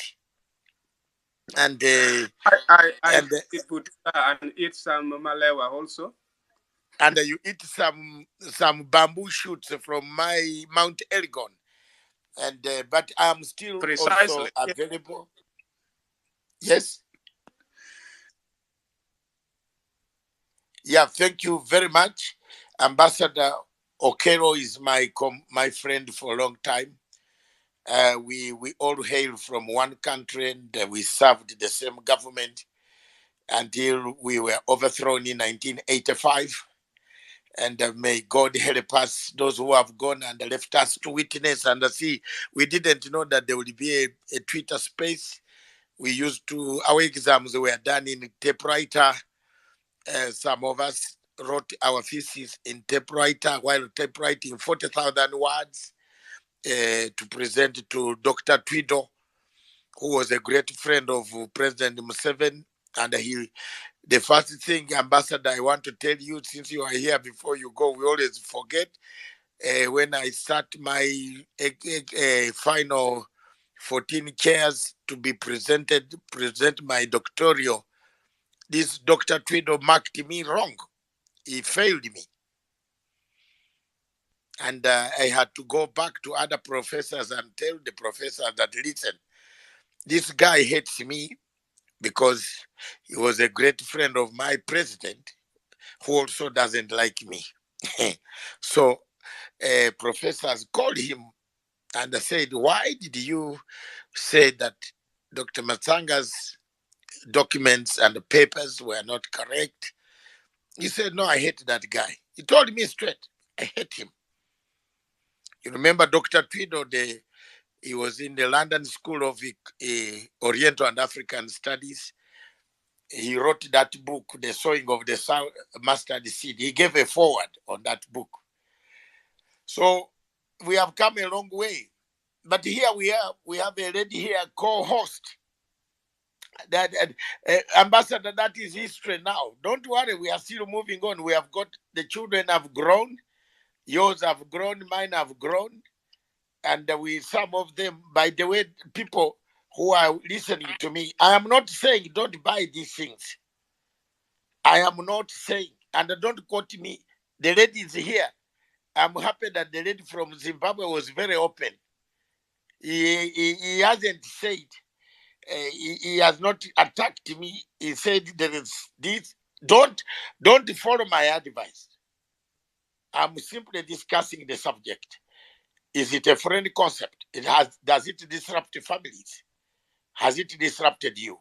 Are you going to buy the flowers that are needed tomorrow, or a present, or something? Are you taking your loved one out in a hotel which costs 4 million shillings, Kenya shillings? I'm told there is one in Kampala that costs 1 billion. Sir, can you tell me what is going, okay, 1 billion shillings of Uganda for a night? What type of sleep is there? Surely, is there sleep? Is there better sleep there? But let me bring in a lady, a lawyer by profession, who is a politician, also Locadia. Leocadia, who is today I've made you, I pushed you, and Mheshimiwa to say you become a Hello, co-host. how have you been? But you also, fine, thank you. Go ahead, make your comments on this subject. I don't know whether you don't become a victim, but or anything. But we are only discussing. Thank you. Go ahead. Hmm. Of course, the Valentines is a foreign concept, as the ambassador has said. The same way religion is, the same way a lot of other things are. And the way people say that Valentine's ain't special, at I love you every day. We love God every day, but we worship on Sundays. We do every other thing on Sunday. So like you can love someone the entire year, and then there's this one day when you just show them how much you love them. Of course, like just putting, okay, the cake already has an icing, maybe you can put cherries on top or something. But I think the problem is, and the reason as to why men are going to this some imaginary men conference and others there's a real conference going down, is because they're always on the giving end. So I think if we get to a point where we are appreciating each other, like me as a girl, I don't have to like expect my boyfriend or my husband to bring me something, that I can also go and buy them something so that it can be like an exchange of gifts. I don't think there's anyone who would be going to that men's conference, because they most of them, like 80% of them, go to avoid the gifting part, the taking someone out part, So the fact that we've not, okay, some people, some ladies have not embraced the culture of giving gifts, and they want to be always the ones receiving, is why we have an issue. That's what I think. Thank you. you very much,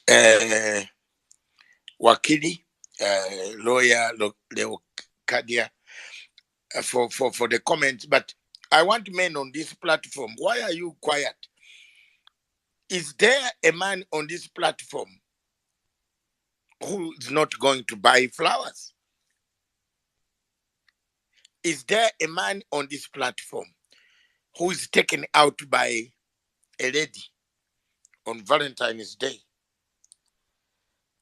Are there ladies here who take out their men? Yes. Doctor, maybe I don't know. I need to make an inquiry from those. Some of you should be having more information on this. I had an experience. I mean, a discussion with a British friend, and we went out a little, and then we were sharing experiences about Africa and in Europe, and then on issues to do with the relationship. And he said that why we in Africa, our girls suffer victims of these relationship circumstances because of the economic status. It is poverty. The women we have in Africa are not empowered. Most of them are not empowered. And most of them, for that reason, depend on men. On the contrary, of course, in Europe, like England, as you can see, sometimes it is even like offensive. A woman feels offended if you go with her out, and then you initiate, like you the man, you are going to make payment. Some women feel bad, like you're undermining them, like they are not capable. You think they are not capable. So that is not common in Africa. So is it just culture that even if our women are financially more stable than men, it is the man to take them out and pay for this?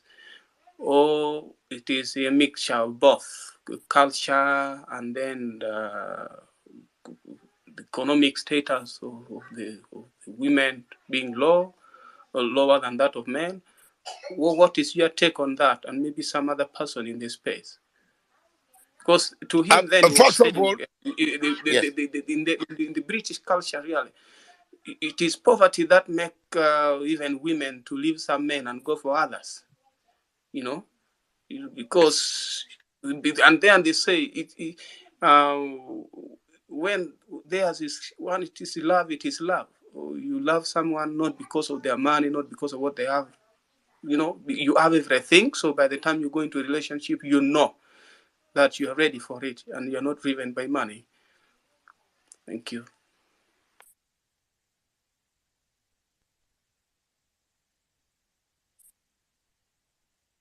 Um,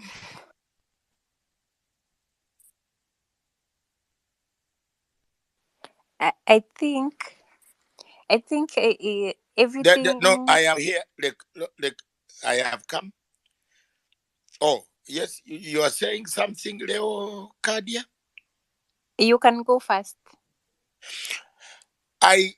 Ambassador, I just want to tell you, there are very, very good women, hardworking women in Africa with very good hearts. And I am telling you, you come across one, you are very happy, even if the little that she shares with you, you are encouraged also to pull out more. That is the love people are looking for. I have been in the United Kingdom for 38 years. I've gone to every nightclub, I've danced, I've done what? We dance, we go out, we do our funerals. We do our funerals the Ugandan way. But there's one thing that made me not to marry a lady from United Kingdom. Because in 1987, one lady told me that you must give me the list of all your relatives.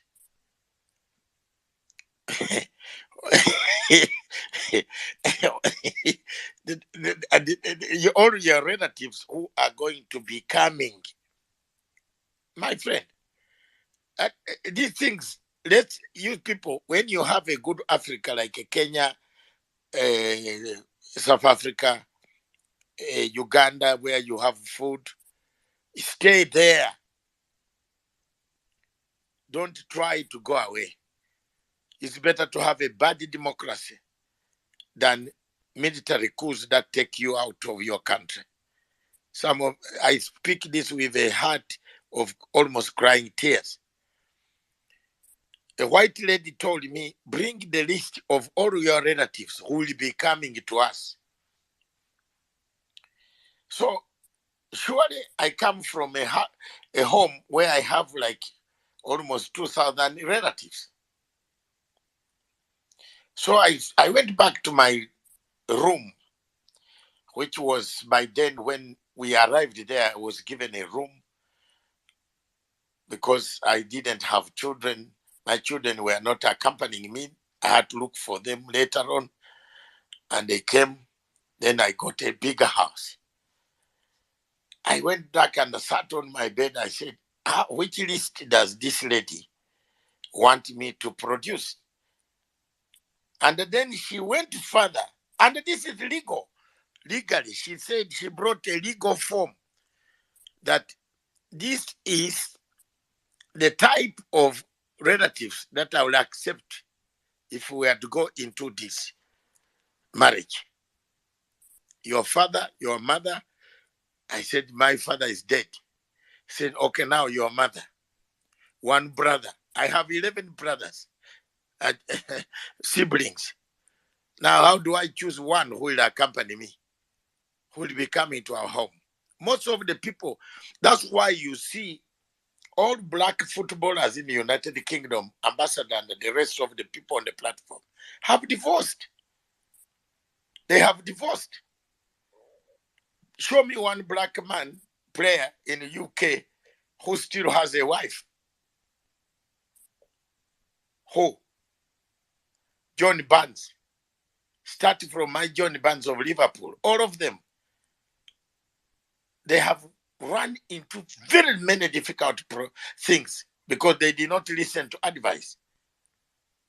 You see, they landed into a trap. Someone is taking you, you know the house, you're a multimillionaire. If you are making 500 million pounds, she will take 250, or actually 3/4. And when she has a child with your children, 3/4, you'll take 150, she will take 350 million, plus the house, the cars, and everything. You go and look for a bed and a breakfast somewhere else. So these things do happen. On the question of going out, and in UK, especially ambassador, which you have asked, in the United Kingdom, when you are invited, you don't just wake up and drive your car. Pass by the shop and pick some 2 big bottles of brandy or whiskey or a carton of beer or soda. Where you are going, the food is already counted. You might not have a share there. So you sit down with yours and it goes up. They welcome you. They put in the pool. They plug from your place, from the thing you got, and they bring it to you. And when it is finished, they tell you your package you came with is finished. That is what the whites do. Most of them, they are not generous like us. We buy for the whole nightclub. You buy for the whole restaurant. Okay? The ones that the lady from Zimbabwe was talking about, who can shower, who are flying flowers by helicopter flowers of 400 being flown by helicopter of $4,000 to drop per hour and return 4,000. That's $8,000. So these are some of the encumbrances that Africa gets. The difficulties Africa gets. It is true.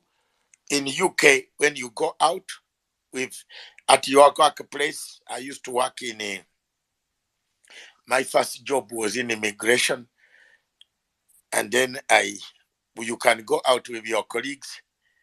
My dear, they also pull out their wallets, and they tell you, no, please, David, today, no, we are paying.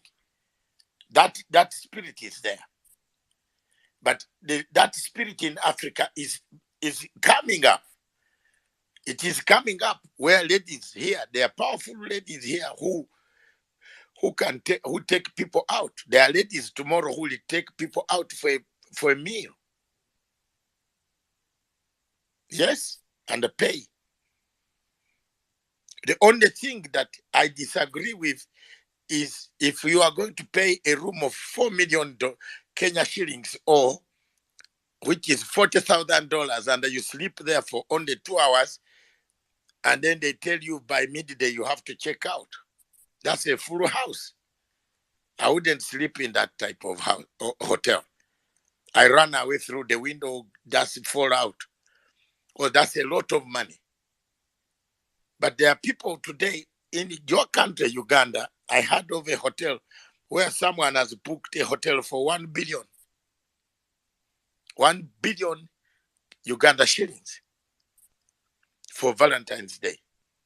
So is this not a concept that is foreign? Was it made to show? Is that the best way to show love? Is that love? After 14, you come back to factory setting and you start quarreling again in the same house. So what has it helped? What has it helped? So thank you very much, Isaac. Isaac, tell us where you are calling from and which country you are from. Thank you. Take the mic. Ambassador, I hope I've answered a few of your questions. Very well. Thank you very much, Senior. Thank you. Yeah, thank you so much, Chair, Doctor. I'm Isaac Wanyima from Uganda. I'm a health It worker. looks like you are my relative. I can see the voice. It is you, yes. I left when you are very young, Wanyima. Thank you very Yeah, much. Go ahead. Fortunately, I also belong where you belong. And some of us benefited from the laying of hands from the one whom you know as a great man of this nation. So I benefited from him laying hands also on us to bless us at one time before he left this world. I want to appreciate this space and the discussion, but I want to look at this thing from another perspective. One of the ways I'm looking at this issue of Valentine, the issue of as Ambassador brought his background, I see that all these are the acts of the imperialists trying to bring the continent of Africa down. Given my background of health, I want to take the direction of what started around 1884 by Margaret Sanger in regards to family planning, and all these were geared towards population reduction amongst the black people, because they were looking at if the number of the black people increases, then Africa will be a superpower. And that's why you see a lot of investments were made in the line of family planning and reproductive health until 1994, when the population of Africa was 1997, when the population of Africa was equal to that of the United States. And the founders of this family planning concept here is mostly the Western world, selling their idea and causing challenges so that people should not have reproduce and have manpower and the like. That one they saw that Africa was not being brought down. Now that made them to go to the act of homosexuality, where now I think they are still now looking at a way that the population cannot multiply in addition to the component of providing family planning services and looking at the family size being reduced. So they know for sure that the unity of our people is in a family, just as the Bible also states that the family is a core thing. So they're just attacking the core of us. Now, the component or the concept of Valentine's Day is also another way of impoverishing us as Africa. It is something sold from out, and people are spending a lot of money in one day. Then the next day, you are empty. There's nothing that you can take back, and yet you have already wasted the money. Imagine 1 billion being wasted just for hiring a hotel, as you have stated. What is it the next day? How many poor people are there? How many are sleeping on the street? So the impact of this is just to let the people be poor, let the people be, poor health. I mean, poverty leads to poor health, and poor health leads to poverty. So the two are synonymous, and it triggers the other. So I see this concept being misquoted. But what I know in our African setting is that Africans love their culture, and there are men who have often shown to their women that they love them. I am in Nuaya district, which is where Mashishon Falls is. There's a place which used to be a manifestation for men. If you are strong enough, you jump across the river, the Mashishon Falls. There is an area where you could jump across, and that is where they can give you a good woman. Africans love their women. Traditionally in Africa, a man will be walking behind the wife. Wanyima Isaac, explain Yes, that please. again. You mean near Makshon Falls? There is a It, place it, where you can jump River Nile. it Then you used to are be you are so. given a woman.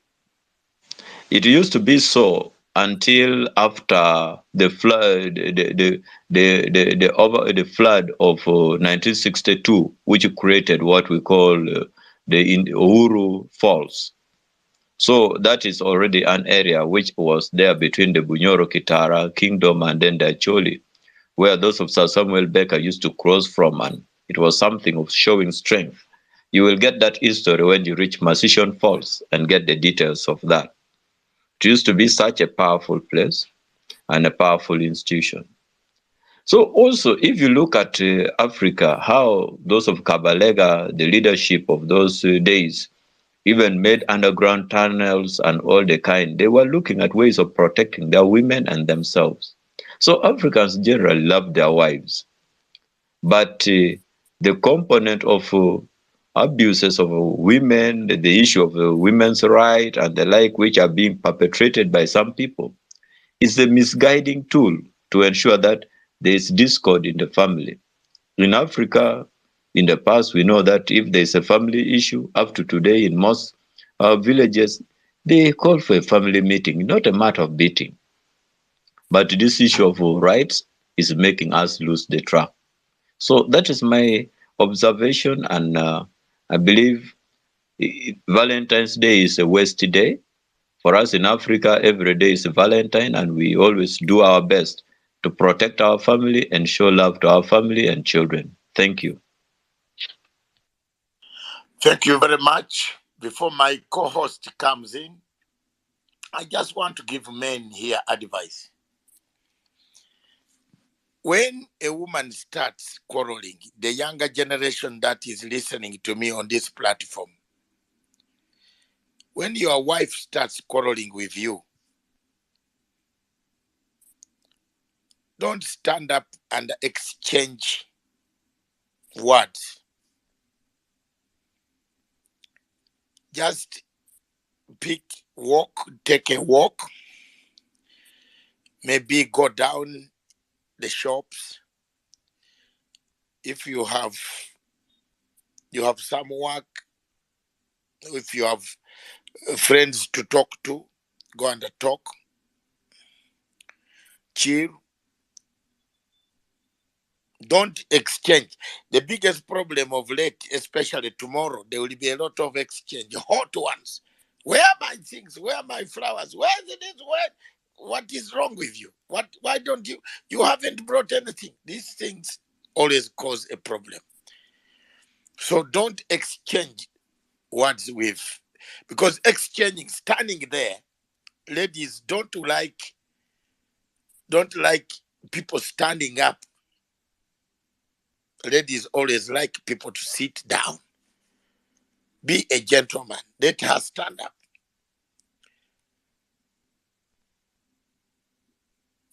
And talk and finish. You say, thank you very much. Have you finished? Yes. Okay, I'm just going down the pub.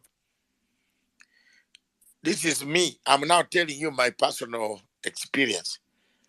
I've gone down the pub to have a drink, and I'll come back later.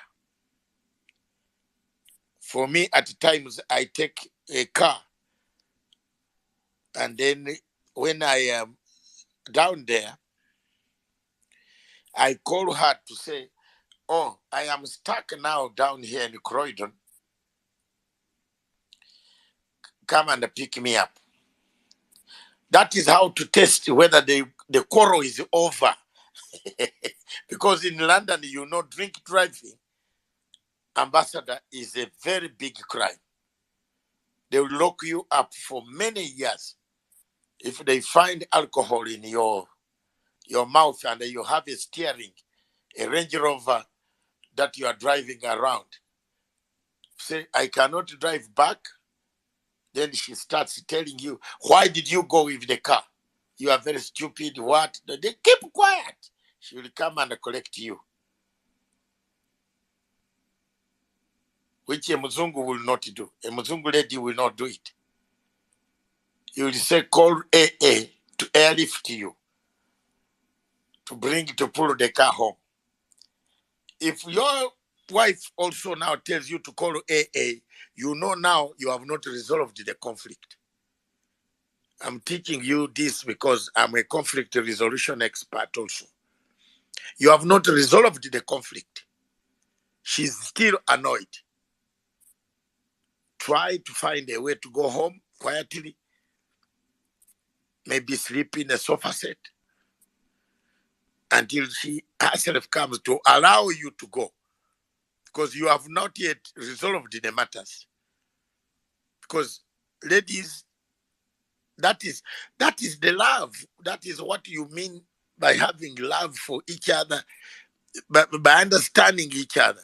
I don't think tomorrow, this Valentine's Day, people are teaching themselves each other this type of tactics, of behavior, of morals. Instead, we are looking at increasing more immorality by going to enter debts of paying for a hotel $4 million, $40,000 for 2 nights. What is special love there? Yet that money can do quite a lot. Even if you put up an apartment, people would rent, you would have served the nation. So for me, I'm not discouraging anybody from doing anything that on Valentine's Day. But we are looking at concepts, the concept, foreign concepts that have destroyed Africa. This is one of them. Elections is also another one. Many Africans don't know what elections are. They think elections is democracy. So it also, you have seen all countries in Africa where elections are held, they are fighting each other. The winner is not accepting. He says, no, you have cheated me. The loser, the winner says, I am the one who won. The loser says, you cheated my election. And it goes on, not only in one country, in all countries in Africa, until the army comes in. The military in West Africa is taking over power because of elections. It's a bad concept for Africa. Africa should learn to take good concepts that work. Nowhere is written that you should have election every 5 years. Why should you waste? Let me ask economists who are on the platform here. Election in your country costs 60 billion. Take an example, 60 billion shillings, Kenya shillings, or $6 billion of any country in Africa. And the $6 billion can build you 4 good hospitals, equip them with every medicine that you want on earth, so that people, instead of going to India, they go to those hospitals. Why do you waste that, then quarrel after that?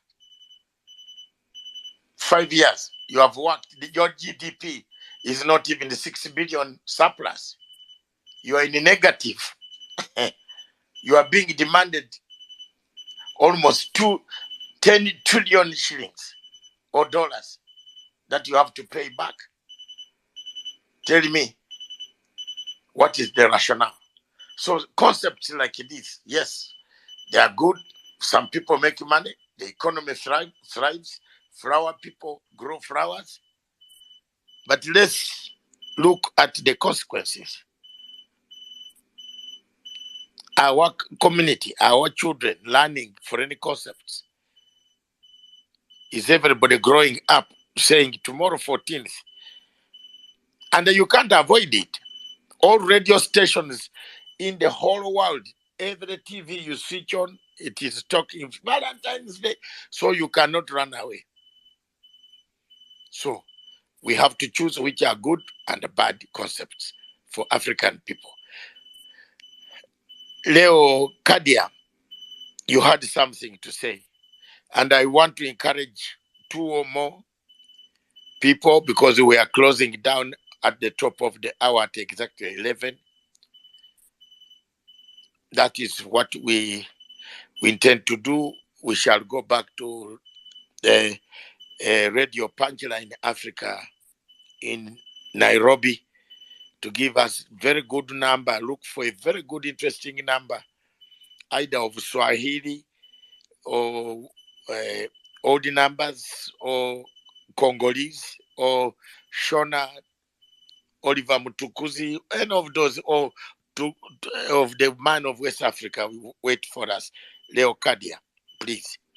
And anybody who wants to speak, this is the final parting shots, as we shall close at exactly 11 o'clock East African time, which is exactly 8 o'clock London time. So, Leocadia, Wakili, I believe tomorrow you have prepared your journey very well to arrive for this great day. Although we wouldn't like to hear your arrangements. What do you expect others?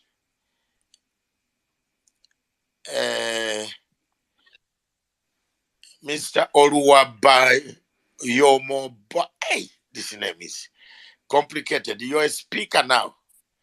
Hey, this is a complicated name. From where? Leocadia, do you have anything to say?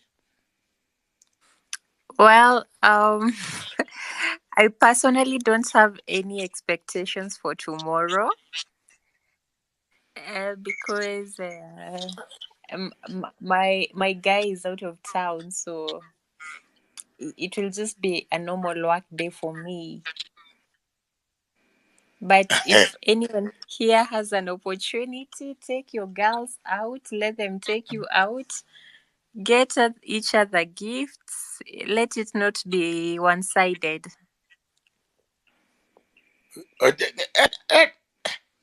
So,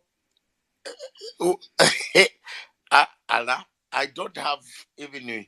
I don't know, Mister. Let me get this gentleman, uh, Edison Mukundwi, from either Zambia or Zimbabwe. Brother, pick the microphone up there. There you are. I've given you the mic.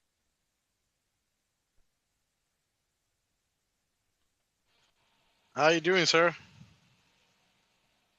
Thanks for letting me speak. Um, can you guys hear me? Yeah, we hear you. We Okay, hear you 100%, brother. okay, great. I heard you You talk tell about us Oliver. where you Oliver. are from first. I'm from Zimbabwe and I live in Las Vegas. Oh, And Magadie. the Tiripo Magadio. But Tiripo. Okay, well, thank you, brother. Uh, I was just reading your title. I'm sorry I'm late, but it's very interesting that yes, it is actually a foreign concept that we uh, that is foreign to us and pretty much most of our cultures. But that does not stop us from loving each other, right? So I think it's encouraged that like on a day like this or on a weekend previous or after the day, because most people are working and you could do it before or after, but it's very important that you take your loved ones out, send them flowers, give them chocolates, and just be in the spirit of showing them, especially our African ladies, who I think for the most part we really don't appreciate them the most. So this is a moment to really show them that look, you are number one. We care about you, and you always be number one. I was the whole weekend. I was with my girlfriend, and we had a great time, and bought her some flowers and chocolates, and I'm sending her some more flowers today actually, because of the Stop there, Edison. yeah. I think you are very good now. You're a good man. We want to hear from the experience you got. Now, has the love increased? Well, to be honest with you, it's not so much the fact that you're increasing the love, but it's just reassuring because reassuring her that you're committed to her and you love her, and then you it's like a renewal of that which you feel about each other. So you just do this to her so that she remembers that, oh yeah, you know what, he values me, because I know, like with work, life, and everything happening around you, you might seem like you're taking it for granted, but that's not the case. You actually are showing us some love. So best reminder by doing these gestures that show her that, oh yeah, you know what, my man really cares for me still. And then that's what I did. And I had a great time too, and she had a You great mean time. on any? Let me ask this from a layman's African point of view. You mean in all these other days, don't you buy your girlfriend or your wife something, surprise her? I, Like I you actually have. I actually do, but because this is I do. I mean, like a couple So weeks why ago, should this one be special? well, here's the thing, because it's a social construct, right? Everyone is doing things, and everyone else is out there doing things, whether it's right or wrong. I'm sure you're better off actually expects you to do something. So you just do it so that she doesn't feel left out, even if you have to send her flowers at work, or like the sister said, her boyfriend is out of town. He should like probably just send you flowers to remind you, like, hey, listen, I'm thinking about you out here on this auspicious occasion. It's like, how we have Christmas, and we're encouraged to be generous during that festive season. We should be generous all year round, but during that season, we should be generous as well. That's all there is to it. Okay, Hmm. all right. So yeah, thank you. This is Edison, interesting. Indeed, it is interesting. I'm not discouraging you. Continue to send more flowers. But there is one point that you have made here at Edison. Social contract. It's a social contract. My question to all of you here on the platform, does Africa have a social contract? You see, Edison was not here when I talked about a social contract. That in Britain, in America, where he is, why he can afford to buy flowers if he's not working, if he's a student and he works on Saturdays, why he can afford to buy flowers is that as a student, you are given an allowance. If you are not employed, you are given unemployment benefit. There's money you draw from the government. There's a social contract. There is a hospital. If you are sick tomorrow on Valentine's Day, you'll run down to one of the hospital, London hospital, you'll be treated for free. But we don't have a social contract in Africa. Then you bring in a foreign concept that divides us. It's a divide and rule tactic that was given to us. Some of these days were given to us as divide and rule. Look at so many days, Mother's Day, Father's Day. You know, these days they have created so many days. I don't know how many people, whether the lawyer friend of mine who is the co-host, whether she's able to know how many days in the world we celebrate these days. Mother's Day, Father's Day. You know, some of us grew up when we don't know whether it is Father's Day or Mother's Day. Do you know yesterday, or I can't remember if it's yesterday or today, was International Day of the Condom or something? Now, okay, look at that. Look at that. Fellow Africans, these are some of the things. I'm not saying don't buy flowers. Buy them. Take your women out. Yes. Take them to restaurants. Yes. But think of the concepts. Are these concepts, while you are eating $4,040,000 in a hotel X in Nairobi, look at the person who is going to break your window to climb and take your life, to only steal 1,000 shillings because you don't bank the money in the house. Are you seeing my point which I'm making? That is it. That's where I am. That's where I am. I can see Commander Safi, commander of M23. You have now come. Where have you been? You want to speak? I will give you the platform. Look at that. You are spending 40,000 shillings a night. Honorable is running away. For him, he's running off.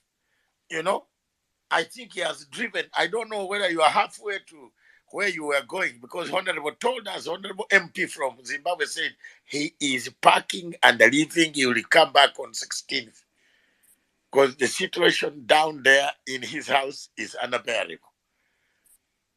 But the social contract, the word Edison, social contract, and you have hit the nail on the head.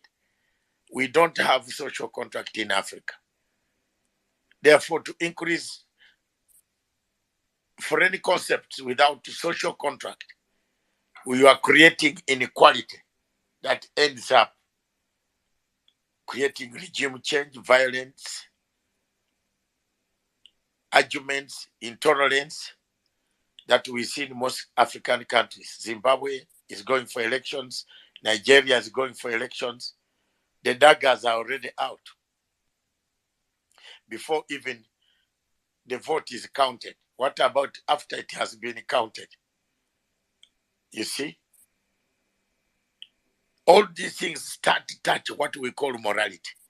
And that's why I have been lecturing. And the ladies and the gentlemen on the platform, Matanga's Twitter space educates, we lecture, we talk, we tell people what matters to the community. We are not just here to enjoy social media. We educate, we give experiences. We don't tell you not to hate people. We don't tell you to hate people. No, we tell you to love people. But there are concepts of Africa that need you to think about seriously. As an African, it's Valentine's Day. Do you know the meaning of Valentine?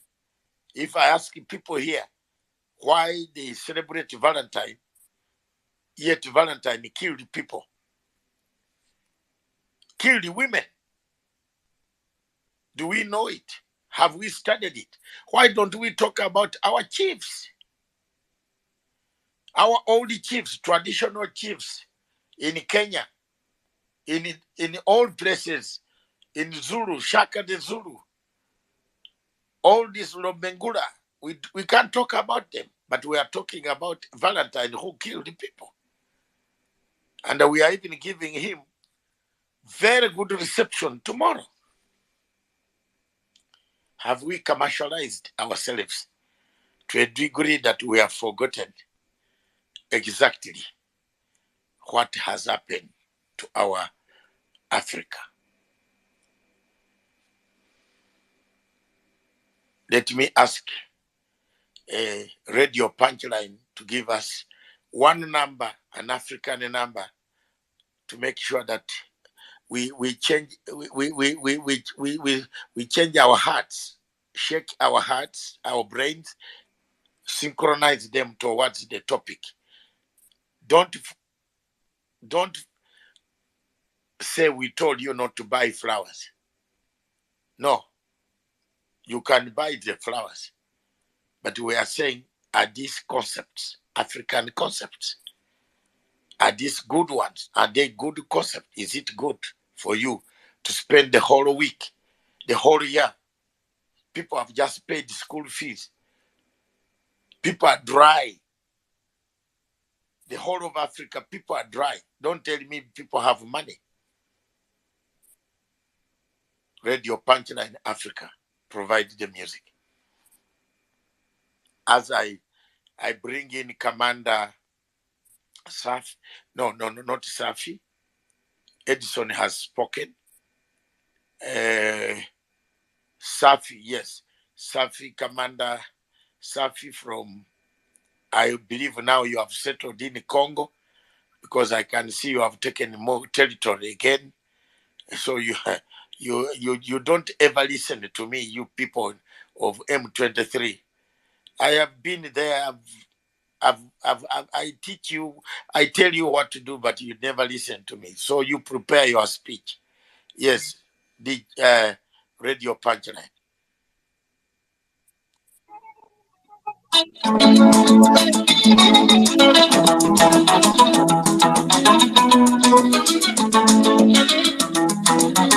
Nilipelezea kao mama, watu wangu mama.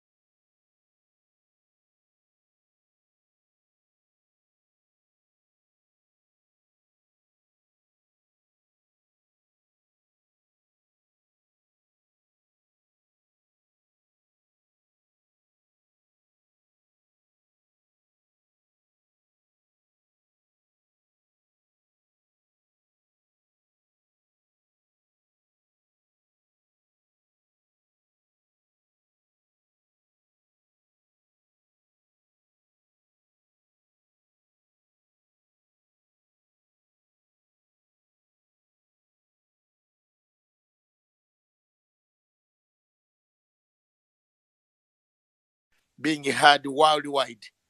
So that is the way I've transformed this platform of Twitter Space with that music. But the music that was playing for many of you who don't know Swahili, it's very important music.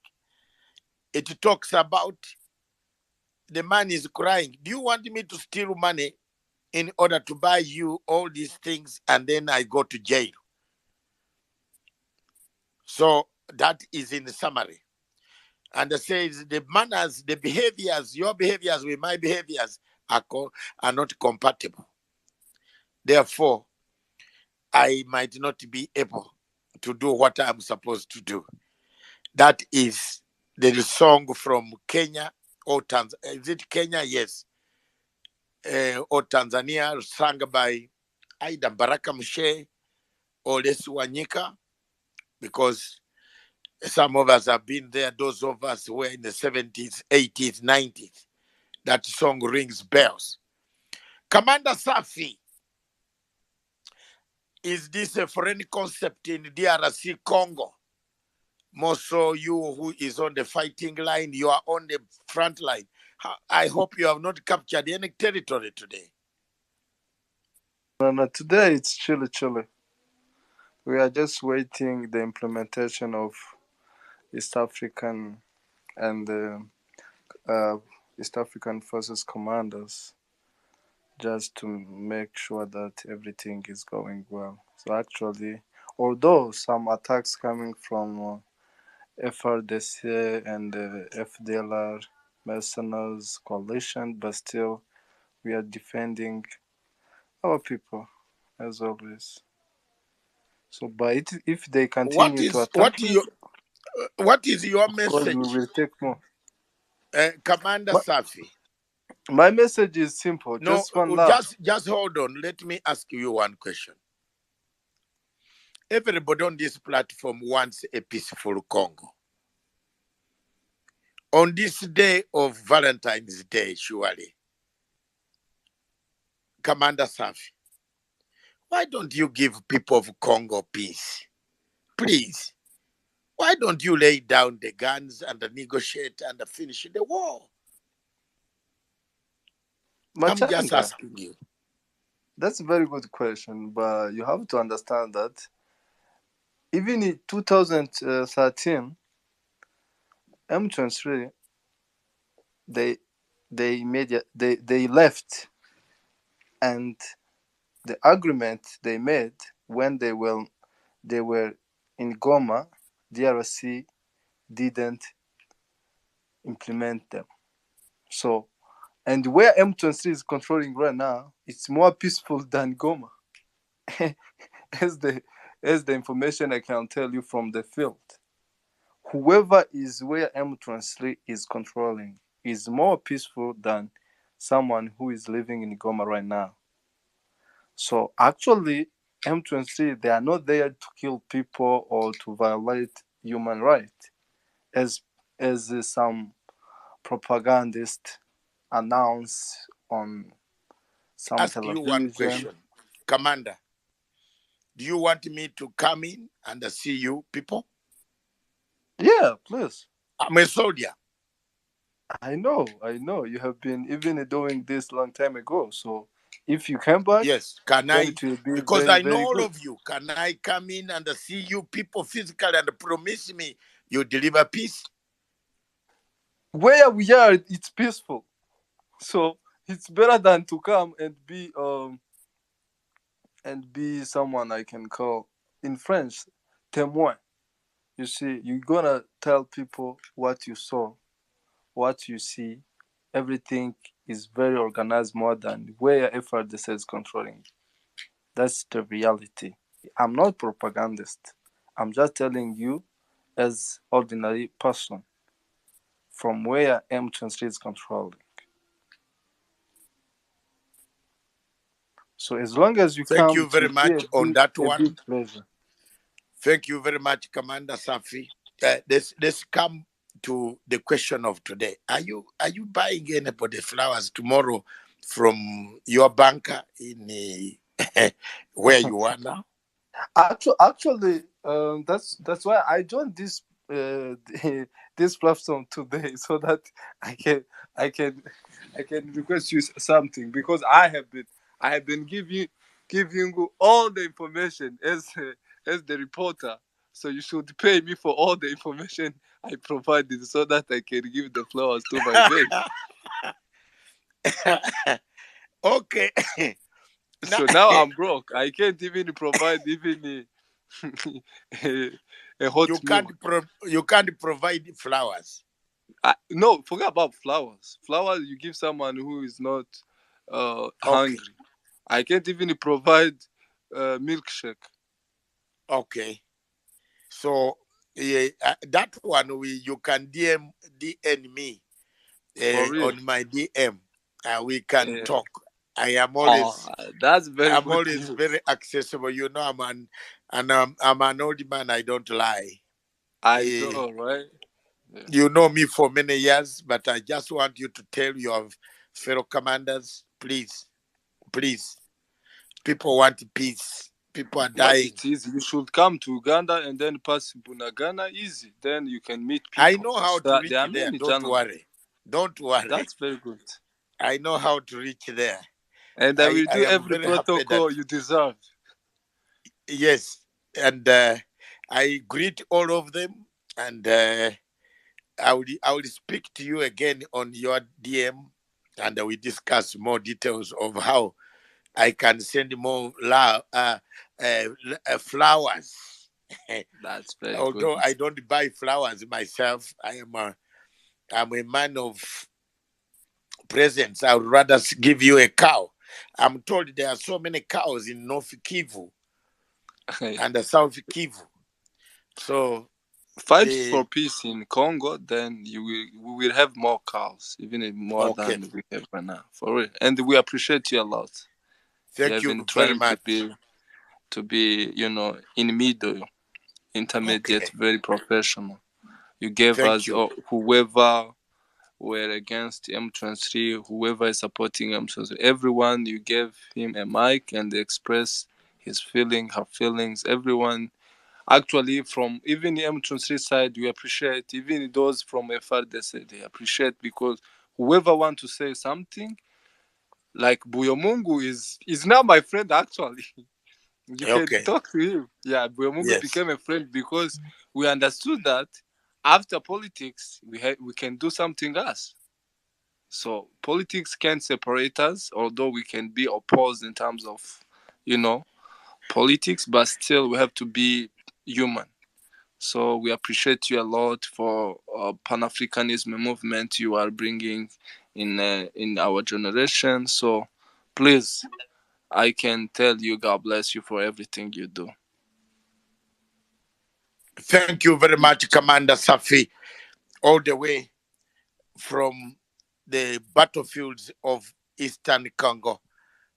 I thank you very much. Keep peace. Always listen to the mediators. My role is to give you the platform to balance everything to make sure that you go and send the message to the top commanders. We need peace, and the peace is needed in DRC Congo. That is a message from me. I have been there. I've seen what it means by having war. So please, as I talk to you from a point of experience that always make sure that the peace returns to Democratic Republic of Congo. Violence does not solve anything, that any political solution.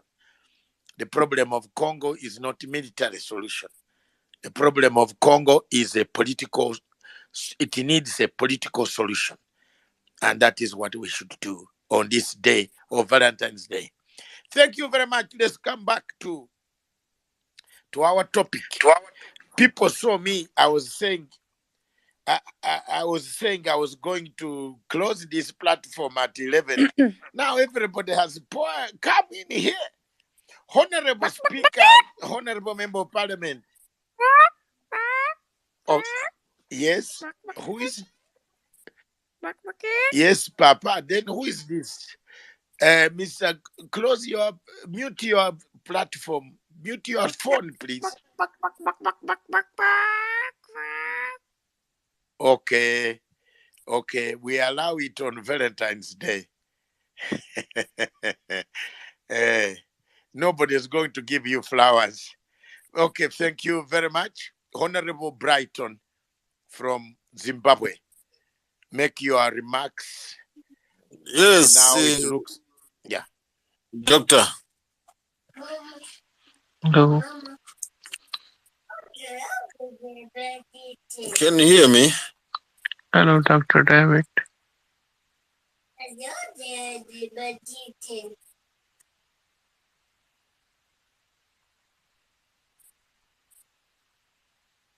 Hello, Ligonida.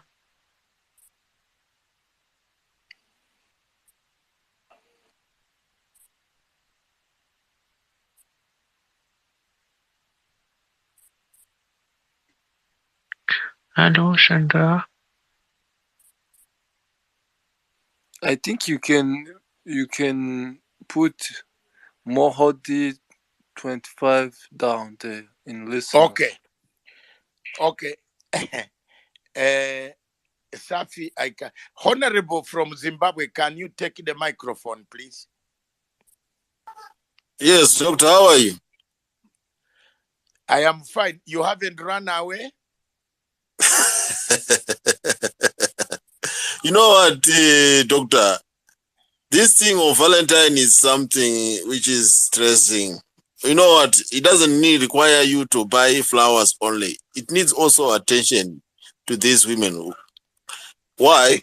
You have to find out who are you going to spend time with this Valentine. So the best option or the best thing to do is to disappear. Then you come back day after the Valentine. Oh, Jesus Christ. Oh, my God. You see, Sandra, you are on the platform. Your MP is bringing bad manners on this platform. Sandra, my sister Sandra, can you talk to this MP? He has several girlfriends and concubines. Now he doesn't know where he's going to go. The guy could cause an accident. So can you please mediate so that you give him guidelines? So you are saying the matter is beyond. Yes. Mr. MP, Honorable, I think we definitely need to vote you out of power, because the first thing that you are failing is, I believe, the politics starts in your house. So if you are going to run, I do not know which constituents you are representing in my country, but you have to represent your constituents first, which is your home. The way you manage your home tells us how good you are to run, to entrust you. I do not know who entrusted you with whatever constituents, because you're running away from your family on such a day. It's really quite embarrassing and disappointing for me, representing all the women of Zimbabwe, because I'm sure a lot of us are expecting gifts, whether it's a gesture. The fact that you actually saying that being there on Valentine's Day, it's actually a lot to considering you are also a constituent member, and your job obviously involves you traveling a lot, and you telling me that on that day where we are supposed to be celebrating love, you cannot even spend 2 hours with your wife. You just rather go with your side chicks and rather be with them, but your wife, I'm really concerned about who is representing us in our constituencies, in our parliament of Zimbabwe. I'm really disappointed, Mr. Honorable. I really am. And on behalf of my sons, I will teach them better to actually be there with their families when they get to a point where they get married. Choose their wives first before running away, because a day to celebrate love is considered a burden, yet you are the one who got married to this woman. I honestly am disappointed, Mr. Honorable Chair. Anyway, before I step down, I just wanted to comment in terms of us as Africans. Is Valentine an African thing? Yeah, I'm standing my ground in terms of we have adopted it. It's a commercial day, but going back to what is African, don't you think our African leaders are allowing a lot of European Western cultures are adopting, are allowing us African citizens to adopt all these events Sandra, that we end up feeling are not an African. Sandra, Don't you think? Hello. hello, Sandra. I think with you, Doctor, you have been invaded by these people who are just there to disrupt, who are not here to contribute anything, but they are here to disrupt. Anyway, as I was saying, I'm sure this MHD, I don't think he's African. He's those kind of people who just come in and say stuff. I really don't think he's African. Maybe you might want to drop him out of the space. Yeah, as I was saying, don't you think our African leaders have I've actually talked let to them. Don't down? worry. Continue. Yeah, don't you think our African leaders have let us down, allowing all these things that have been commercialized, that have us as African people, like you saying you are worried that a lot of money is going to be spent, someone spending 45,000, let's use US dollars, in a hotel just for a few hours with a person who is not his wife, and then there's so many things that can be used with that money. Don't you think our African leaders need to look into that to say we are not adopting these cultures? Let's say our men or anybody who is African, we refuse these things. I think that's where we can start from, because as long as we travel, as long as we go out there and see what we see and bring it back, there will always that wanting where our priorities will be put on unnecessary things, where we feel a need to spend millions, thousands over Valentine's Day, yet there's a child who's going to school with no shoe, but the mother of the house will be expecting flowers that are costing a lot of money instead of prioritizing issues. Or we will see, like my honorable member of parliament from my country going away for 3 days, just because he's running away. How much is he going to spend while staying in a hotel? That money, I know in Zimbabwe, maybe per night it's about 500 US dollars to 1,000. For an honorable, you'll use, maybe you book a room for 2,000, which means it's 6 days, 3 days, 6,000 US dollars that is going to you spend, instead of just buying $50 worth of flowers or paying for somebody else's fees. Don't you think that our politicians in Africa need to look into what cultures, what things do we adopt, what things do we accept as African? What are the other things that an African can we allow and also celebrate in our country? Thank you. In our Africa. Thank you. Thank you very much, Sandra. Today, Leocadia, Sandra has been the pillar of girl child. And we boy child, the MP has run away as soon as he heard that Sandra was coming. He disappeared. I think he's caught up in catch 23 or 22, where he cannot, choose which person he will go with, and where all of them are in Harare. So it is a miracle that such people can escape.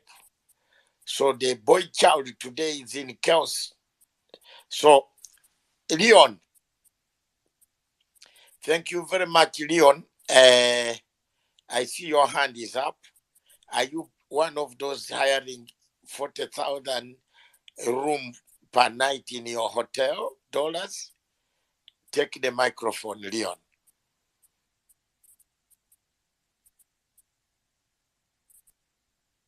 Oh, can you hear me?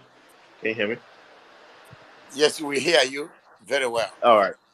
All right. Hello everybody. Yeah, just gonna jump right in.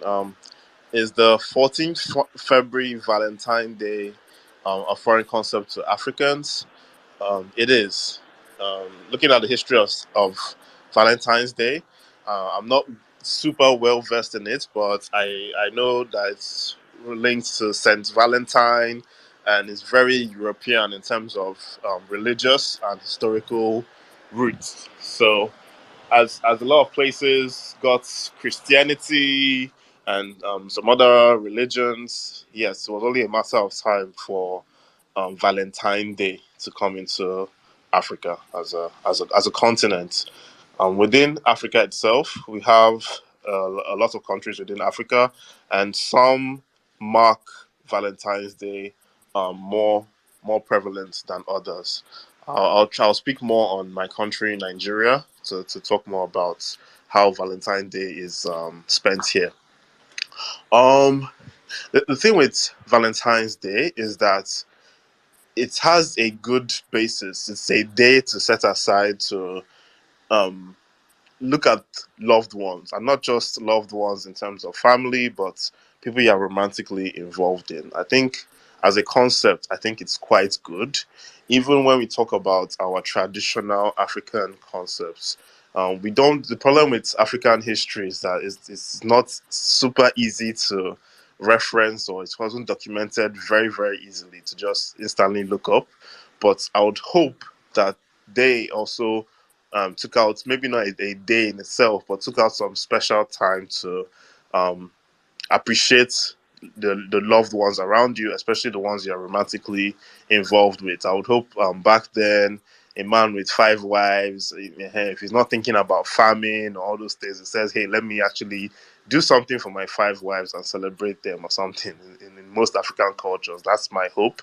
But I'm trying to read the history about this to see if that was documented. As far as the concept in present day, yes, definitely we should have a day to mark and celebrate our loved ones, especially the romantic ones. I mean, if you remove it, then it's a problem because we can get so busy in life that we forget these people. We forget to do something special. It's just like a birthday or Christmas. You know, these are not. These could just be treated as just a day, a single day. But what it does, like it says, it tells you to, hey, like your birthday, this is a special turning point for you. You need to mark it just so that you take some time out to celebrate yourself. Or Christmas, it's like, hey, this is a special day. It's a period where you need to spend with family. So that is why I like traditional holidays throughout the year. I think they are checkpoints for us to just remember certain people. And Children's Day is one of them. I'm sure Children's Day is another concept that is foreign to Africans. I don't know the previous Children's Day other than the May 27th one internationally. But I'm definitely sure that even back then there used to be a special day or special period to celebrate your children because it's just human behavior. Then I just want to quickly, I don't want to take too long.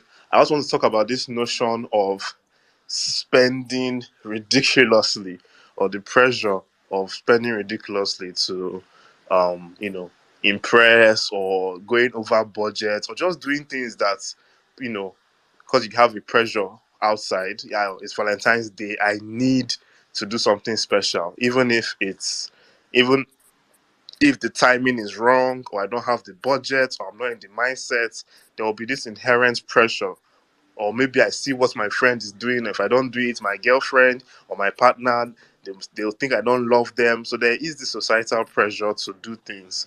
And social media has not helped with this, because social media, you can see what other people are doing. So Whereas before, you will not know how your neighbor's wife is being treated on Valentine's Day, and hey, you could get away with doing something very small. But now you can just load up Twitter or Instagram and see someone doing helicopter rides and bouquets, and your wife or your girlfriend can see such, and it now raises the bar on what you should do. Right, so there's this pressure that you should spend and trust Leon, capitalism. Leon, Mr. Leon. Yeah, am I talking to? Am I talking too much? No. You are doing very well, but I want you to inform us on the platform. I hear Nigerian men are the most expensive spenders across Africa. There's a research. There's one Nigerian guy who came to Nairobi in 2017, and he hired a room for 2.4 million Kenya shillings. And I hear you are one of the highest spenders on planet. Can you give us on continent Africa? Can you give us a rough estimate? Are you in Lagos or Abuja, or which city are you in today? Yeah, I'm in one of the major cities today, so I don't want to reveal it, but I'm in one of the major cities, Okay, so one of them. you Yes. can you must be hearing some gossip, grapevine vines that so and so has hired the Sheraton. What is your range there? Around how many dollars per night that a man can say, I am spoiling my wife, or I'm spoiling my girlfriend, the Nigerian way. My people of Nigeria, the ones who come out and whom I've always lived along with in London. When you are with them, you don't get ashamed because they face the matter as it is.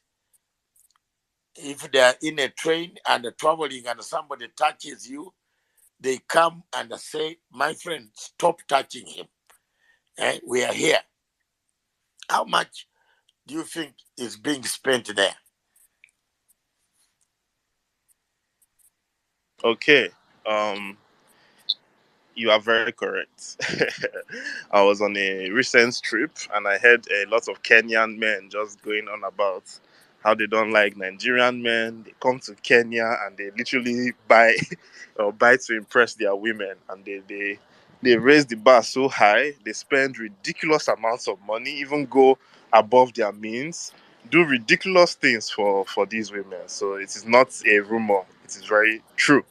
There's a culture in Nigeria, the Igbo culture or Igbo land. They are very, very big spenders. They believe if you are interested in a woman, you should go all out. You should go all out. You must treat her like the queen. You must. In fact, it's only a thing of if you want to know how rich I am, look at my wife. So that's a very big statement. If you want to know how rich I am, look at my wife or look at my girlfriend. So they go overboard, but it's a culture thing. It's a culture thing. Maybe some other cultures should take a little thing about spoiling, treating them nice. Because sorry, what's 1 second?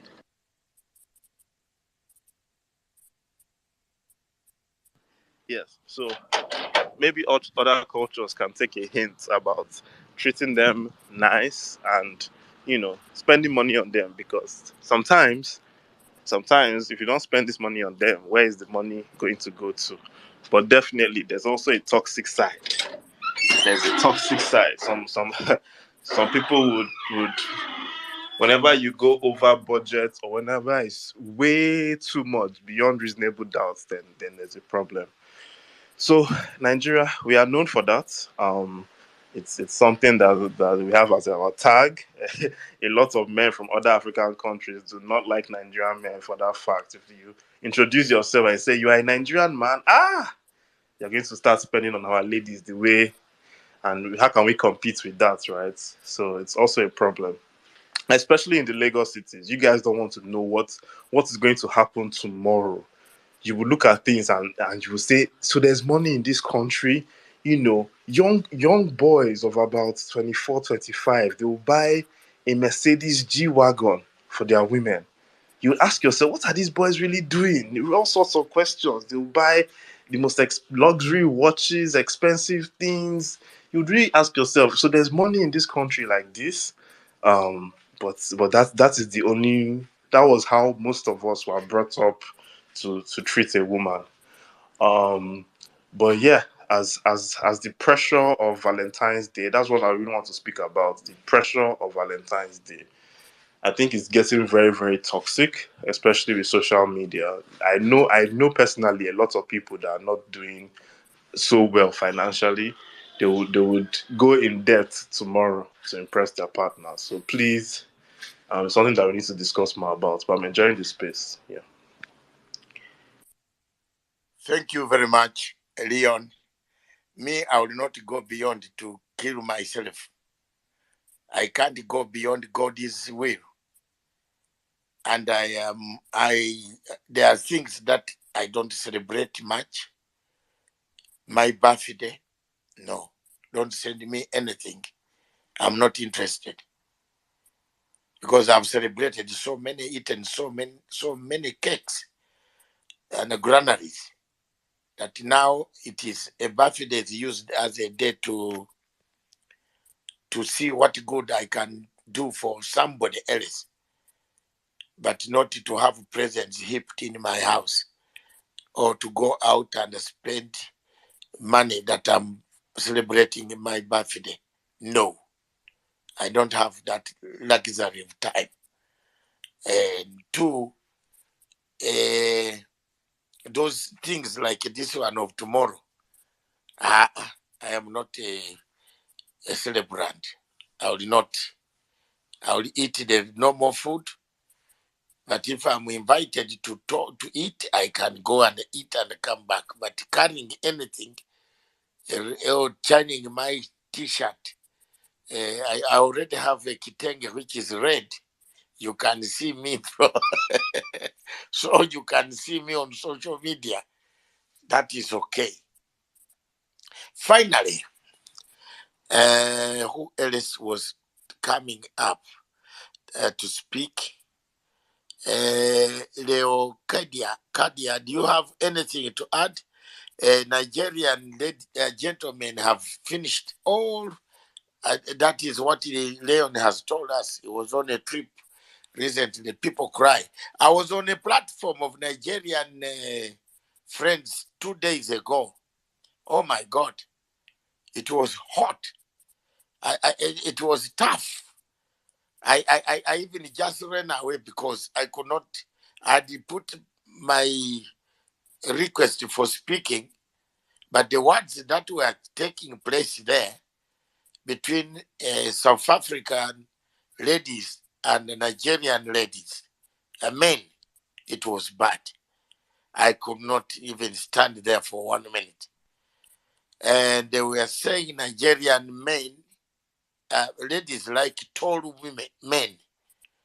So there are no tall men in South Africa and tall women in South Africa. It was a very bad topic and very toxic. I just ran away from it. And hey, I couldn't say. And it was over almost 900 people were on it. And everybody was, hey. So thank you very much. I want to give parting shots. Sandra, I wanted to give you a chance for a parting shot. And I just want the DJ, not the radio punchline, Leocadia, any word before I come to thank my people, thank Sandra, and thank the rest of the people who have spoken today. Leocadia, let's have one number, last number of Baraka Mushe or this Wanyika. These songs are very, very good to remind you, to jog your memory. I like that song of Les Wanyika, which talks about there is nothing big in this world like problems. They are everywhere up to the end. That is literally what the song says. They are everywhere up to the end. Even at the wedding, there is a problem. At the funeral, there is a problem. At Valentine's Day, there is a problem. Can you get that song by Wanyika? Let's see Wanyika, which was sung by Baraka Mshe. I still remember those songs, which goes hakuna kitu kibaya kudunia kama shida, kila siku shida shida mpaka siku ya mwisho. In Swahili is now is an official language worldwide. Chinese are learning Swahili. Mr. Olubuyu, Olubobu, Oluwabayo, I have been trying to bring you up to the microphone, brother. What is wrong with your internet where you are?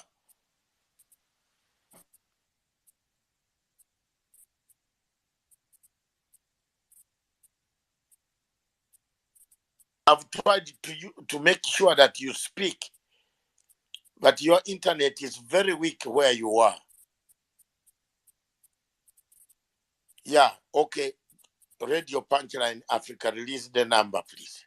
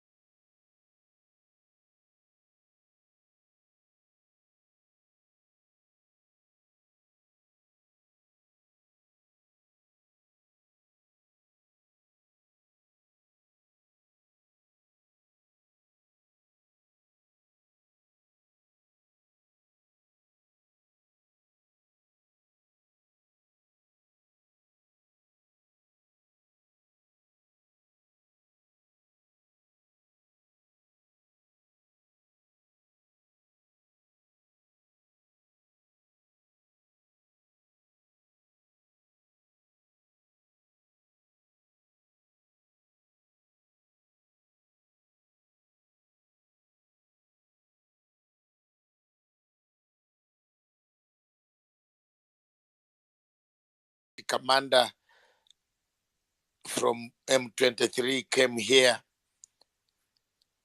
and showed us, promised us that they will be holding the ceasefire. But above all, I want to thank Sandra. I want to thank my co-host in Nairobi, Kenya, Radio Punchline Africa. I want to thank Leocadia, who has apparently already dropped off because of sleep. And I want to thank all of you who have stayed behind. I hope you have learned. You will keep this recorded space. It has taught us a lot of things.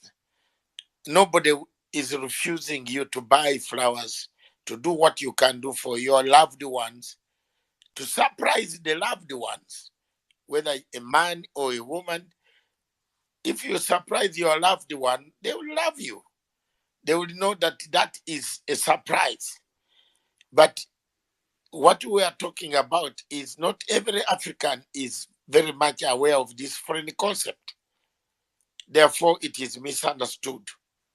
So I want to take this opportunity to thank all of you. Thank you very much. Thank you for your courtesy tonight. It is 20 minutes past to 12 midnight in Kenya and 20 minutes to 9 o'clock in London. I have been the co-host, the host of this show, assisted by my radio station in Nairobi, and the speakers have been Sandra from Zimbabwe, Honorable from Zimbabwe, Sefu from M23 commander, one of the commanders of M23, and Leon from Nigeria.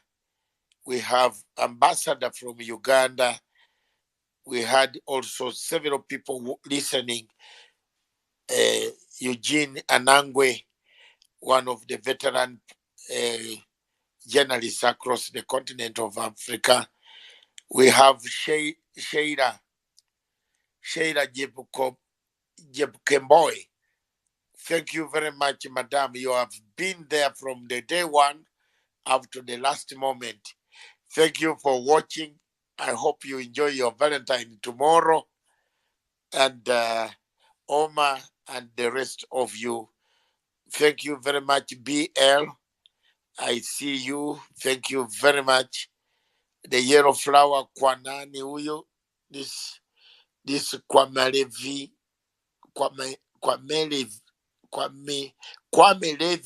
22. Let me follow back. Actually, follow back each other so that in the future you don't miss any space. I am the host, Dr. David Matanga. Unfortunately, Mr. Olui, I couldn't bring you up. When I bring you up, let me try the last time. You have tried so much. See whether you can come as a speaker. I've tried to bring you up, but sir, you have not been able to connect. Are you there right now? Mr. Olui, can you speak?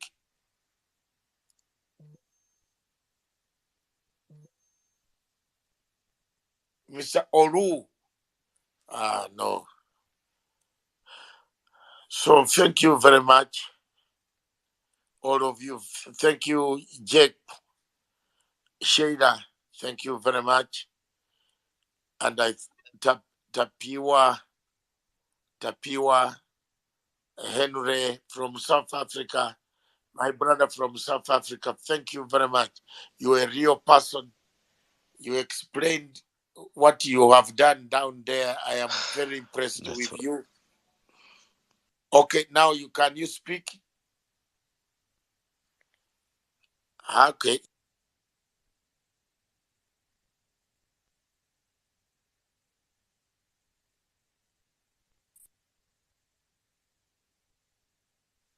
Olu, are you able to speak?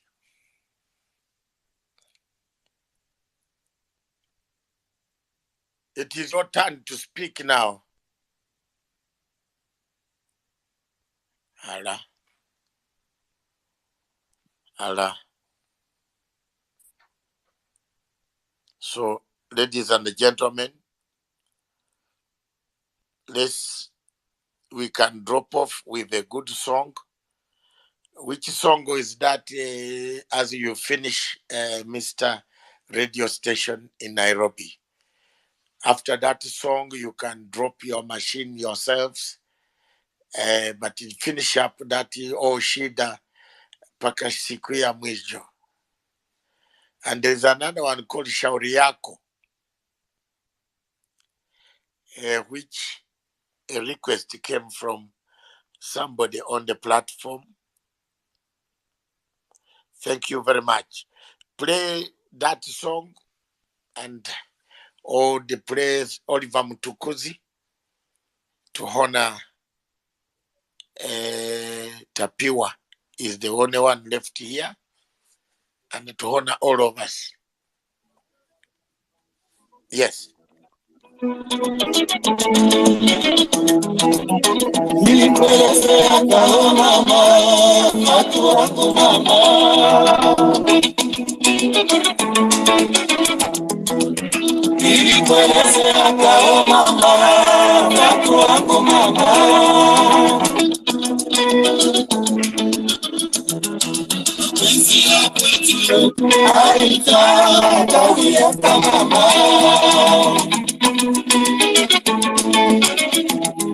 Mapenzi ya kwetu aita gawi hata mama tabia ya bwana yangu haisikilizane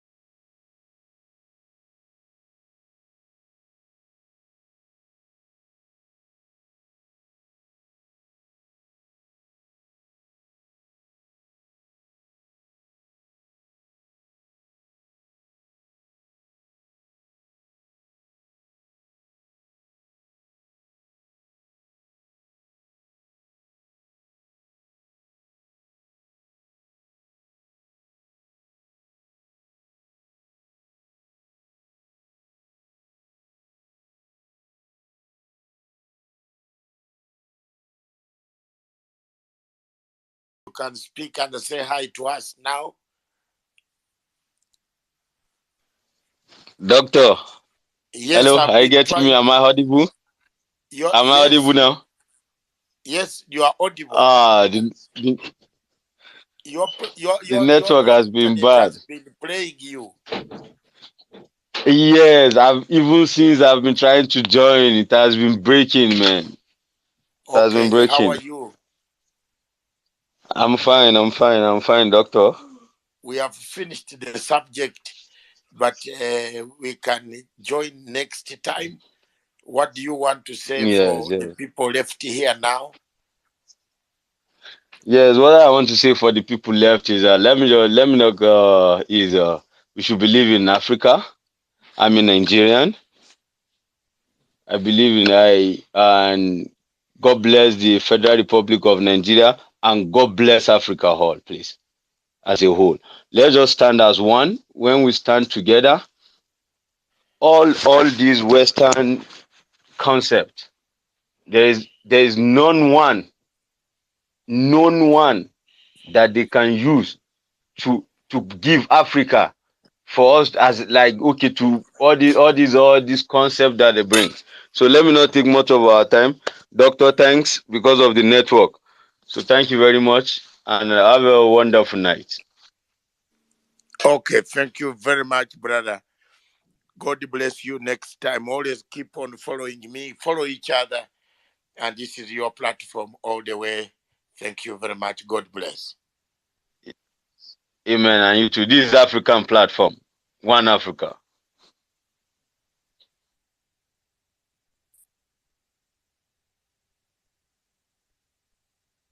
I'm saying it is for Africa, with Africa, by Africa.